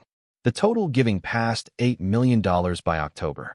Clara reviewed the numbers with Marcus Webb, who confirmed that the endowment remained strong, that the investment returns covered the annual expenditures with room to grow, and that at current rates, the foundation could operate for a century without touching the principal. A century. The word felt both enormous and appropriate, proportionate to the patience Harold had exercised in building the fortune and the patience Edith had exercised in guarding it. Clara's personal life arranged itself around rhythms she hadn't known she needed. Morning coffee on the porch, garden work before the heat of the day, foundation business through midday, afternoons with Mia when school let out, evenings of reading, cooking, the quiet domesticity she'd been denied for years and now inhabited with the grateful attention of someone who understood its value precisely because she'd lived without it. She enrolled in a community college course in horticulture, partly because the garden demanded knowledge she didn't possess, and partly because learning felt like an act of reclamation, taking back the parts of herself that survival had forced her to set aside. The instructor was a woman in her 40s who'd spent 20 years in landscape architecture and brought an infectious enthusiasm for soil chemistry and plant biology that made 2-hour lectures feel like conversations. Clara excelled. The irony wasn't lost on her that she was taking college courses at 39 years old while sitting on more money than most professors would earn in several lifetimes. But the learning wasn't about credentials or career advancement. It was about becoming the kind of person who could care for things properly, who understood the science behind the intuition, who could look at a garden and see not just what was growing but why, and what it needed, and how to provide it. Mia started 6th grade with the confidence of a child who had found her footing. Her art continued to develop in ways that surprised even the teachers who'd identified her talent early. She'd begun experimenting with mixed media, combining drawing and painting with found objects, pieces of wood from Frank's workshop, pressed flowers from the garden, fragments of stone from the old wall that lined the property. The results were textured and layered and carried a maturity of vision that belonged to someone much older, as if the experiences of her early childhood had compressed time, accelerating her understanding of how the world worked and how art could comment on it. The school counselor called Clara in November, not with concerns, but with a recommendation. Mia should apply to the state's Arts Magnet High School for 9th grade, a residential program that accepted 80 students statewide, and provided intensive training in visual arts alongside a rigorous academic curriculum. Competition was fierce, but Mia's portfolio was strong, and her personal essay, which she'd already drafted without being asked, was remarkable. Clara read the essay at the kitchen table, and the words rearranged something inside her chest. When I was 8 years old, my mother and I slept in a laundromat because we had nowhere else to go. She folded clothes while I pretended the plastic chairs were a fort. I didn't know we were homeless because she never let me feel homeless. She made every bad situation feel like a choice instead of a sentence. Art came out of that time the way flowers come out of cracks in concrete, not because conditions were right, but because something inside refused to stay underground. My great-grandmother understood that about growing things. She planted geraniums every year around a flagpole, and everyone thought she was decorating. She was actually guarding something precious. I want to make art that does what those geraniums did, that looks beautiful on the surface but holds something deeper underneath, something that matters more than what people see at first glance. Clara finished reading and sat very still for several minutes. Then she walked to Mia's room and found her daughter at her desk, sketching the oak tree outside her window in the afternoon light. "Your essay is beautiful." Mia looked up. "Is it too much? About the laundromat and stuff." "It's exactly right. It's true, and truth is never too much." Mia smiled, and the smile was Rachel's, the same shape, the same warmth, the same way it reached the eyes half a second before it reached the mouth. Clara felt the ghost of her marriage move through the room and leave without settling, the way grief does when it's been processed enough to become memory rather than wound. Thanksgiving arrived with the question of who to invite and how to navigate the rebuilt, but still fragile relationships within the Whitfield family.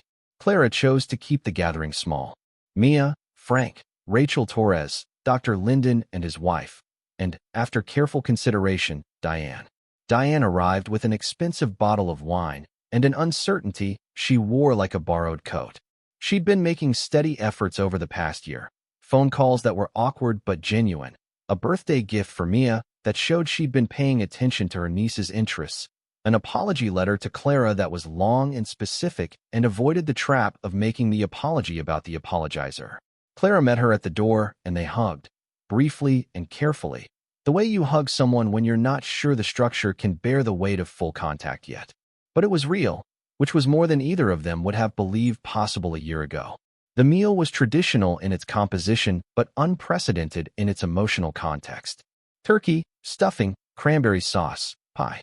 The food of a holiday designed to acknowledge gratitude, served in a house where gratitude had earned its place through trials that no one at the table would have chosen, but all of them had survived. Frank offered a toast that was characteristically brief and characteristically perfect. To Gerald and Edith, who built things that lasted and trusted the right people to find them. And to Clara, who had the good sense to look under a flagpole. They laughed, and the laughter filled the dining room and bounced off walls that had heard Gerald's quiet conversations and Edith's Sunday humming and the particular silence of a house keeping secrets. Now the walls held something different. The sound of people who had chosen each other as family, not by blood, but by the more durable adhesive of shared experience and mutual respect. After dinner, while the others moved to the living room, Diane found Clara in the kitchen washing dishes the old-fashioned way, because Clara preferred the meditation of hot water and soap to the efficiency of a machine. "I owe you more than an apology," Diane said, picking up a towel and starting to dry without being asked. "I owe you an acknowledgement. Mom and Gerald and I, we built a story about you that made our behavior acceptable. You were the one who failed, the one who chose wrong, the one whose problems were her own fault. That story was easier than admitting we didn't help because helping would have required looking at ourselves honestly." Clara kept washing, her hands moving through water that was almost too hot, the sting of it keeping her present. "You're here now. That matters, does it? Sometimes I think I'm here because the gold made you someone worth showing up for, and I hate that about myself." Clara stopped washing and looked at her sister. "The gold didn't change who I am. It changed what I can do. If you're here because of what I can do, that's one thing. If you're here because of who I am, that's another. I'd rather it be the second one." Diane's eyes filled. "It's the second one. I watched you give away millions to strangers while still being kind to a family that abandoned you. That's not something money creates. That's something you are. They finished the dishes in a silence that felt more like conversation than most conversations, the kind of quiet that exists between people who have said what needed saying and can now simply occupy the same space without the pressure of performance. Winter settled into Ridgemont with the steady authority of a season that knew its business. Snow fell in layers that covered the garden and the stone wall and the flagpole base, erasing the landscape's details and replacing them with the clean geometry of white. Clara shoveled the walkway each morning and felt the physical exertion as a form of gratitude, the ability to do ordinary maintenance on a property she owned and a life she'd rebuilt. Mia's application to the Arts Magnet School went in January.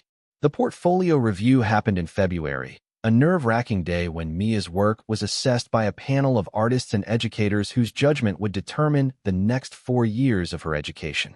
Clara drove her to the interview and sat in a waiting room that smelled like paint and possibility, trying not to project her own anxiety onto a child who seemed remarkably composed. "Mom, relax," Mia had said in the car. "Whatever happens, I'll be okay. You taught me that."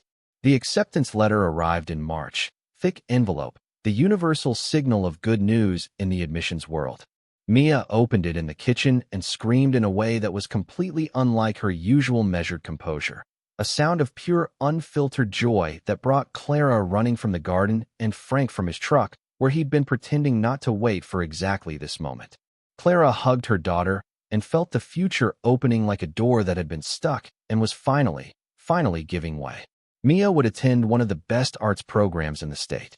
She would study with teachers who understood her talent and could develop it. She would meet other young artists and discover that she wasn't the only person who saw the world in textures and layers and the spaces between what was visible and what was true. The spring that followed was Clara's best. The garden bloomed with the extravagance of a system that had been tended properly and rewarded the attention with abundance. Tomatoes, peppers, squash, herbs that scented the evening air with the complex perfume of growing things. The geraniums around the flagpole base blazed red against steel and concrete, their persistence a yearly reminder that beauty and purpose could coexist in the same container. Frank's workshop graduated its first class of students in May.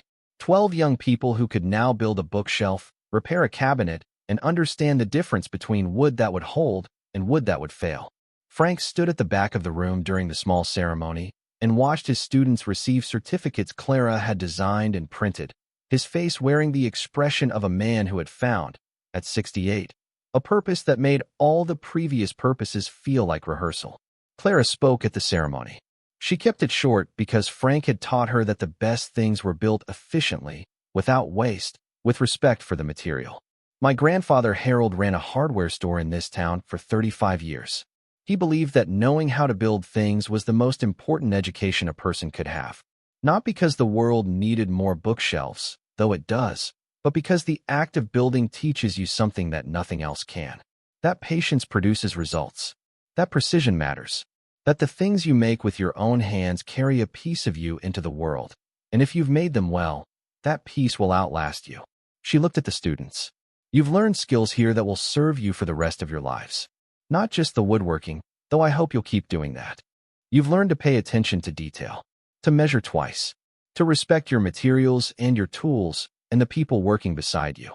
Those lessons apply to everything you'll ever do, whether you build houses or businesses or families or something nobody's invented yet." Frank caught her eye and nodded, the kind of small acknowledgement between people who understand each other well enough to communicate in gestures. The Foundation's second anniversary was marked by a report that Rachel Torres presented to Clara with visible pride.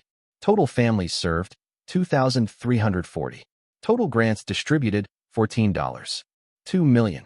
States reached, 37. Average time from application to approval, 72 hours. Average time from approval to funds received, 5 business days. The numbers were impressive, but the stories behind them were what Clara carried. The truck driver in Montana whose wife's cancer treatment was covered when insurance denied the claim. The teenager in Georgia whose college application fee was paid when her grandmother couldn't afford it. The family in New Mexico whose house fire left them with nothing and who received enough to start over within a week of applying. Each story was a thread in a fabric Clara was weaving from the raw material of Harold's patience and Edith's trust. The fabric wasn't finished. It would never be finished, because need didn't have an endpoint and generosity wasn't a project with a completion date. But the pattern was emerging, visible enough now that Clara could see its shape, and the shape was something like justice, or mercy, or the particular kind of love that expresses itself not through words or gestures, but through the steady, unglamorous, mostly invisible work of showing up for people who have no reason to expect you and every reason to need you. Mia left for the Arts Magnet School in August. Clara drove her the 3 hours to campus, the truck loaded with art supplies and dorm essentials, and the stuffed elephant that had been renamed twice and was now simply called E, a designation that carried the weight of every evolution Mia had undergone since she was the child who slept on plastic chairs in a laundromat. The campus was beautiful in the way that places dedicated to creation often are, not manicured but alive. The buildings covered in murals painted by students past, the grounds scattered with sculptures that ranged from profound to playful. Mia's roommate was a girl from Philadelphia who painted portraits with a precision that bordered on photographic, and they bonded immediately over shared references and complementary skills. The goodbye happened in the parking lot, surrounded by other families performing the same ritual of release. Mia hugged Clara with the particular intensity of someone who understands that leaving home is both an ending and a beginning, and that both things can be true simultaneously without contradicting each other. "Thank you," Mia said, "for everything. For the laundromat and the flagpole and the garden, and for not giving up when everything was terrible." Clara held her daughter and felt the distance between this moment and the motel parking lot where Marcus Chun had once read a letter about a worthless house. Though Clara didn't know his story, and would never know it, though their stories rhymed in ways that the universe occasionally arranges for its own inscrutable purposes. "You're going to do amazing things," Clara said. "Make art that matters. Be the person Grandma Edith believed you could be." Mia pulled back and smiled, and the smile was hers now. Not Rachel's and not Clara's, but something new, something that had been forged in the space between loss and discovery and had emerged with its own particular warmth. "I'll call every Sunday." Clara laughed through tears. "You'd better." The drive home was long and quiet and necessary. Clara let herself feel the absence, not fighting it or filling it with distraction, but sitting with it the way you sit with a season you know will change. The house would be emptier. The mornings would be quieter. The garden would be hers alone to tend. But solitude wasn't loneliness, not anymore. Clara had learned the difference through years of being alone in crowds and crowded when alone, and she knew that solitude chosen was different from isolation imposed. She chose to be here, in this house, on this land, tending what Harold and Edith had built and passing it forward to people she'd never meet. Frank was on the porch when she got home, sitting in a chair he'd built himself, holding 2 cups of coffee, one of which he'd clearly been keeping warm for her return. "She okay?" "She's great." Clara took the coffee and sat beside him. "She's going to be great." They sat in the evening light and watched the flag move in a breeze that carried the first hint of autumn. The garden was approaching its peak, tomatoes heavy on the vine, herbs fragrant enough to scent the air from 20 feet away. The oak tree held its leaves against a sky that was turning the particular shade of orange that only September produces, the color of things reaching their fullest expression before the long retreat into dormancy. "Frank," Clara said, "do you think Harold knew how much the gold would be worth?" Frank considered this the way he considered everything, slowly and with respect for the question's weight. "I think Harold knew that gold held its value when nothing else did. He lived through the Depression, watched his parents lose everything because they trusted paper and institutions. He decided to trust something he could hold in his hands instead. But $315 million. He couldn't have predicted that. No." Frank sipped his coffee. But he didn't need to predict the number. He just needed to believe that what he was building would matter when the time came. "That's faith, Clara. Not religious faith, though maybe that too. But faith in the idea that doing something right, day after day, year after year, without knowing exactly how it will turn out, is still worth doing." Clara thought about that for a long time after Frank left. She thought about Harold in the vault, adding bars to crates in the quiet of night. About Edith planting geraniums each spring, tending the surface of a secret that grew more valuable with every passing year. About herself in the laundromat, folding clothes at 11 p.m. with $41 in her account, and a daughter asleep on plastic chairs. About the moments when giving up would have been easier, more logical, more consistent with the evidence that the world was arranged against her. She hadn't given up, not because she was braver or stronger or better than anyone else, but because Mia needed her to keep going. And the need of a child is the most powerful force in the universe, stronger than gravity, stronger than debt, stronger than the accumulated weight of a family's dismissal and a system's indifference. And Edith had seen that, had recognized in Clara the same stubborn refusal to surrender that had characterized Harold's 17-year accumulation of gold and Edith's 40-year guardianship of the secret. Clara will understand. Not because Clara was smart or capable or worthy in any conventional sense, but because Clara knew what it meant to keep going when everything said stop. To plant seeds in ground that looked barren. To raise a flag over a treasure nobody believed in. She walked to the flagpole in the last light of day. The steel was cool under her hand, the concrete base solid beneath her feet. Below, the vault was empty now, its contents distributed into investments and foundation accounts, and the particular alchemy of turning gold into help. But the structure remained, Harold's engineering and Frank's father's craftsmanship. And it would remain after Clara was gone, after Mia had grown and had children of her own, after the geraniums had been planted and replanted 100 more times. Clara lowered the flag with the ceremony Edith had taught her, hand over hand, folding the fabric into the prescribed triangle with corners sharp enough to satisfy a drill sergeant.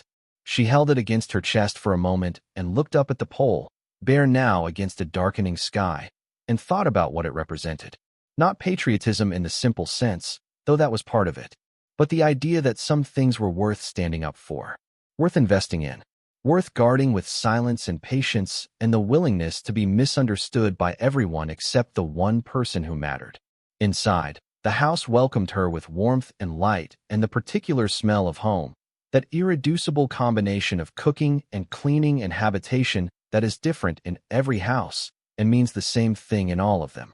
She made dinner for one, the portion precise and sufficient, and ate at the table where Harold had kept his ledgers and Edith had written her instructions, and Clara had read both with hands that shook. Her hands didn't shake anymore, not because the world had become less uncertain, but because Clara had developed the kind of steadiness that comes from knowing you've survived the worst and built something from the wreckage. The debt was gone. The daughter was launched. The foundation was thriving. The house was standing. And Clara had learned, through immersion rather than instruction, that the things people dismiss as worthless are sometimes the most valuable things in the world. She opened her journal and wrote the final entry of the day. Today Mia left for school. The house is quiet. The garden is full. The flag flew all day, and I lowered it at sunset the way Grandma taught me. Tomorrow I'll raise it again. Tomorrow I'll tend the garden. Tomorrow I'll read applications and approve grants and try to help someone I've never met survive a day that feels impossible. Harold bought gold for 17 years. Edith kept the secret for 40. I've been at this for 2. I have a long way to go. But the flagpole is standing, and the geraniums are blooming, and my daughter is becoming someone extraordinary, and that's enough. That's more than enough. That's everything. Outside, wind moved through the oak tree with a sound like breathing. Stars appeared in sequence, each one a small punctuation mark in a sky that had witnessed Harold's labor and Edith's patience and Clara's transformation and Mia's departure, and would witness whatever came next with the same silent, steady, endlessly patient attention. The flagpole stood silver against the dark, a vertical line connecting earth to sky, marking the spot where a quiet man had buried a fortune and a quiet woman had guarded it, and a not-so-quiet granddaughter had found it, and used it to prove that the family was wrong about her, wrong about Harold, wrong about what mattered, and that sometimes the things that look like nothing from the outside are the things that save you from the inside. Clara turned off the kitchen light and walked through the dark house to her bedroom, navigating by memory, through spaces she knew by feel. She climbed into bed and pulled covers over shoulders that carried less weight than they had 2 years ago, but more responsibility, and both the lightness and the weight felt exactly right. Sleep came easily, the way it does when you've done the day's work and tomorrow's work is waiting and you trust yourself to handle it, because you've handled worse and survived and built something worth maintaining. The last thought before sleep was of geraniums.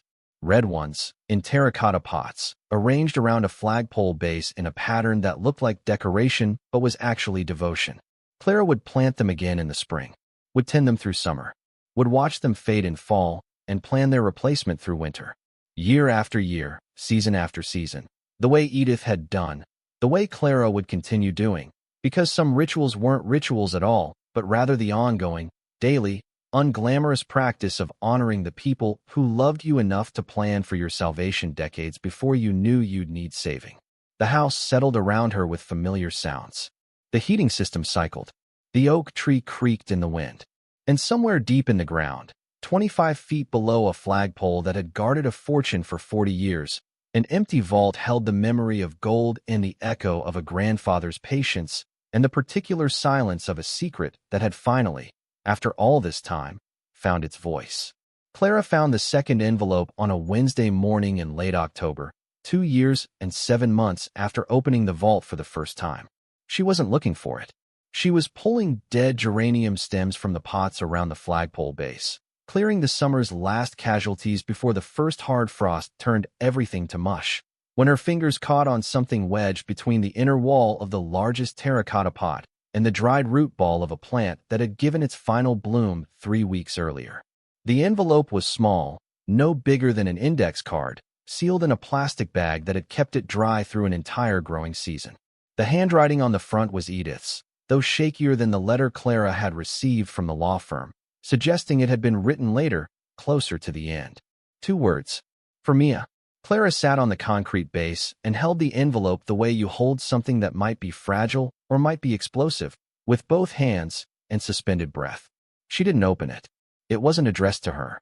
Whatever Edith had written in her final months, whatever message she'd tucked into a geranium pot knowing that only someone who tended the flowers would find it, was meant for her great-granddaughter and no one else. She called Mia that evening.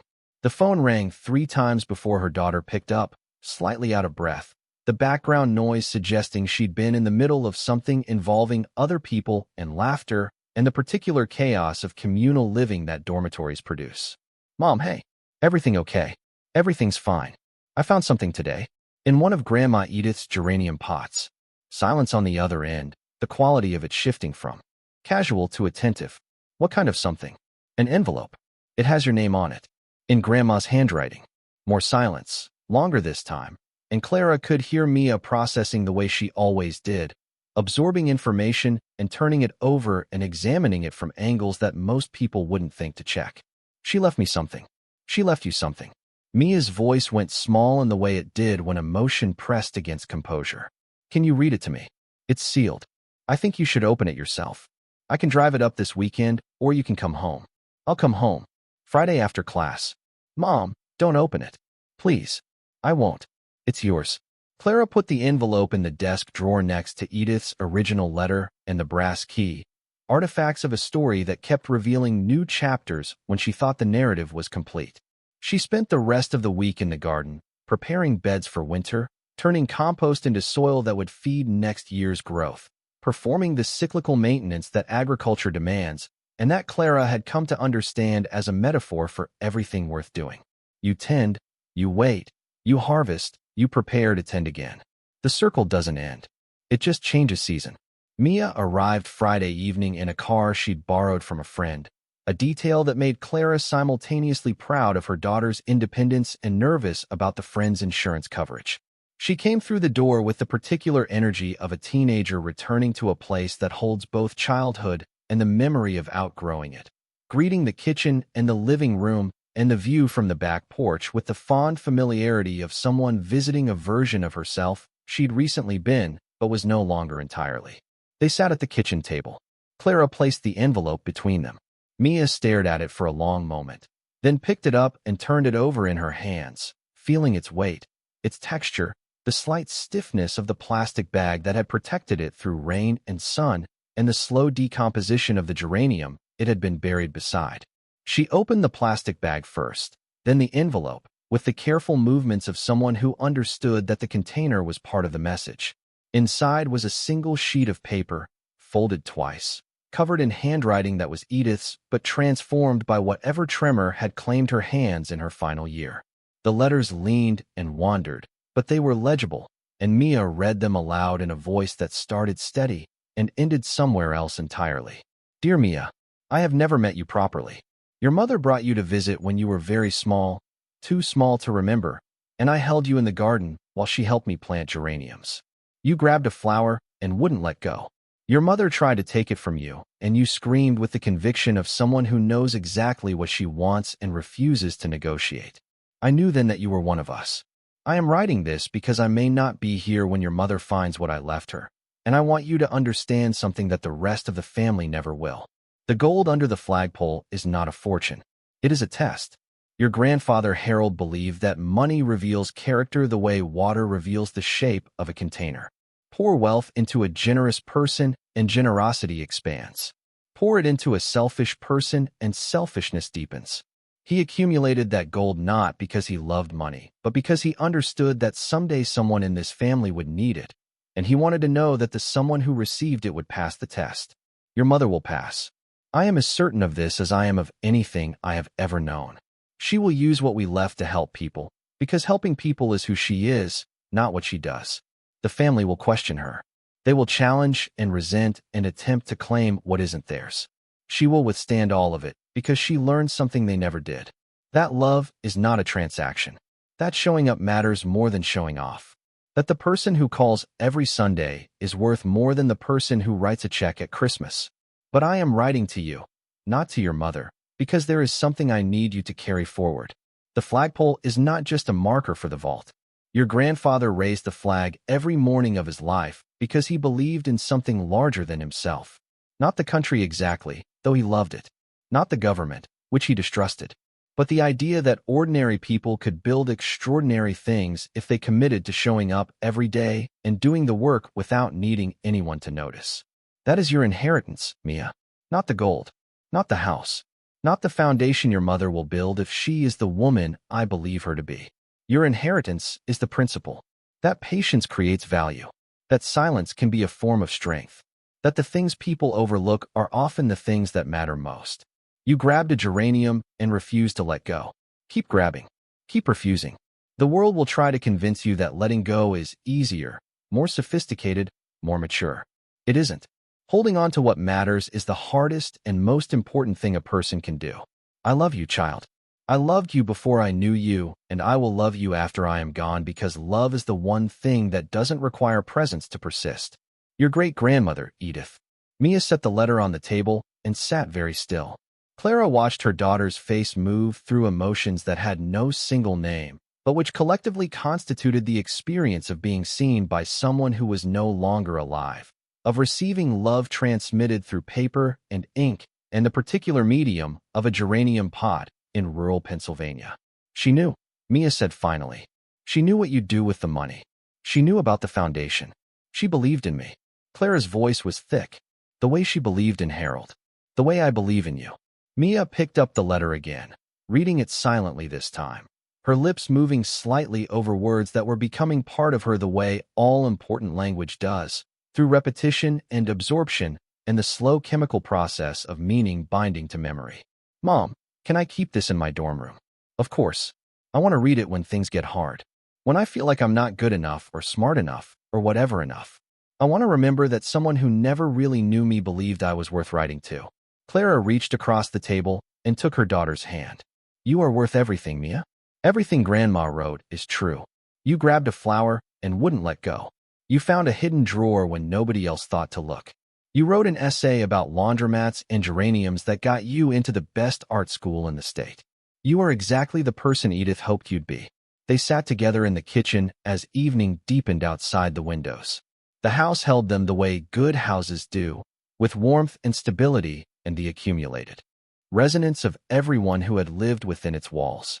Harold and Edith, Gerald briefly, Clara and Mia permanently. The structure had witnessed all of them, had absorbed their conversations and arguments and silences and laughter into its plaster and wood and stone, and would hold those impressions long after the current occupants were gone. Mia stayed the weekend. Saturday morning they worked in the garden together, cutting back perennials and mulching beds, and performing the annual ritual of putting the earth to sleep for winter.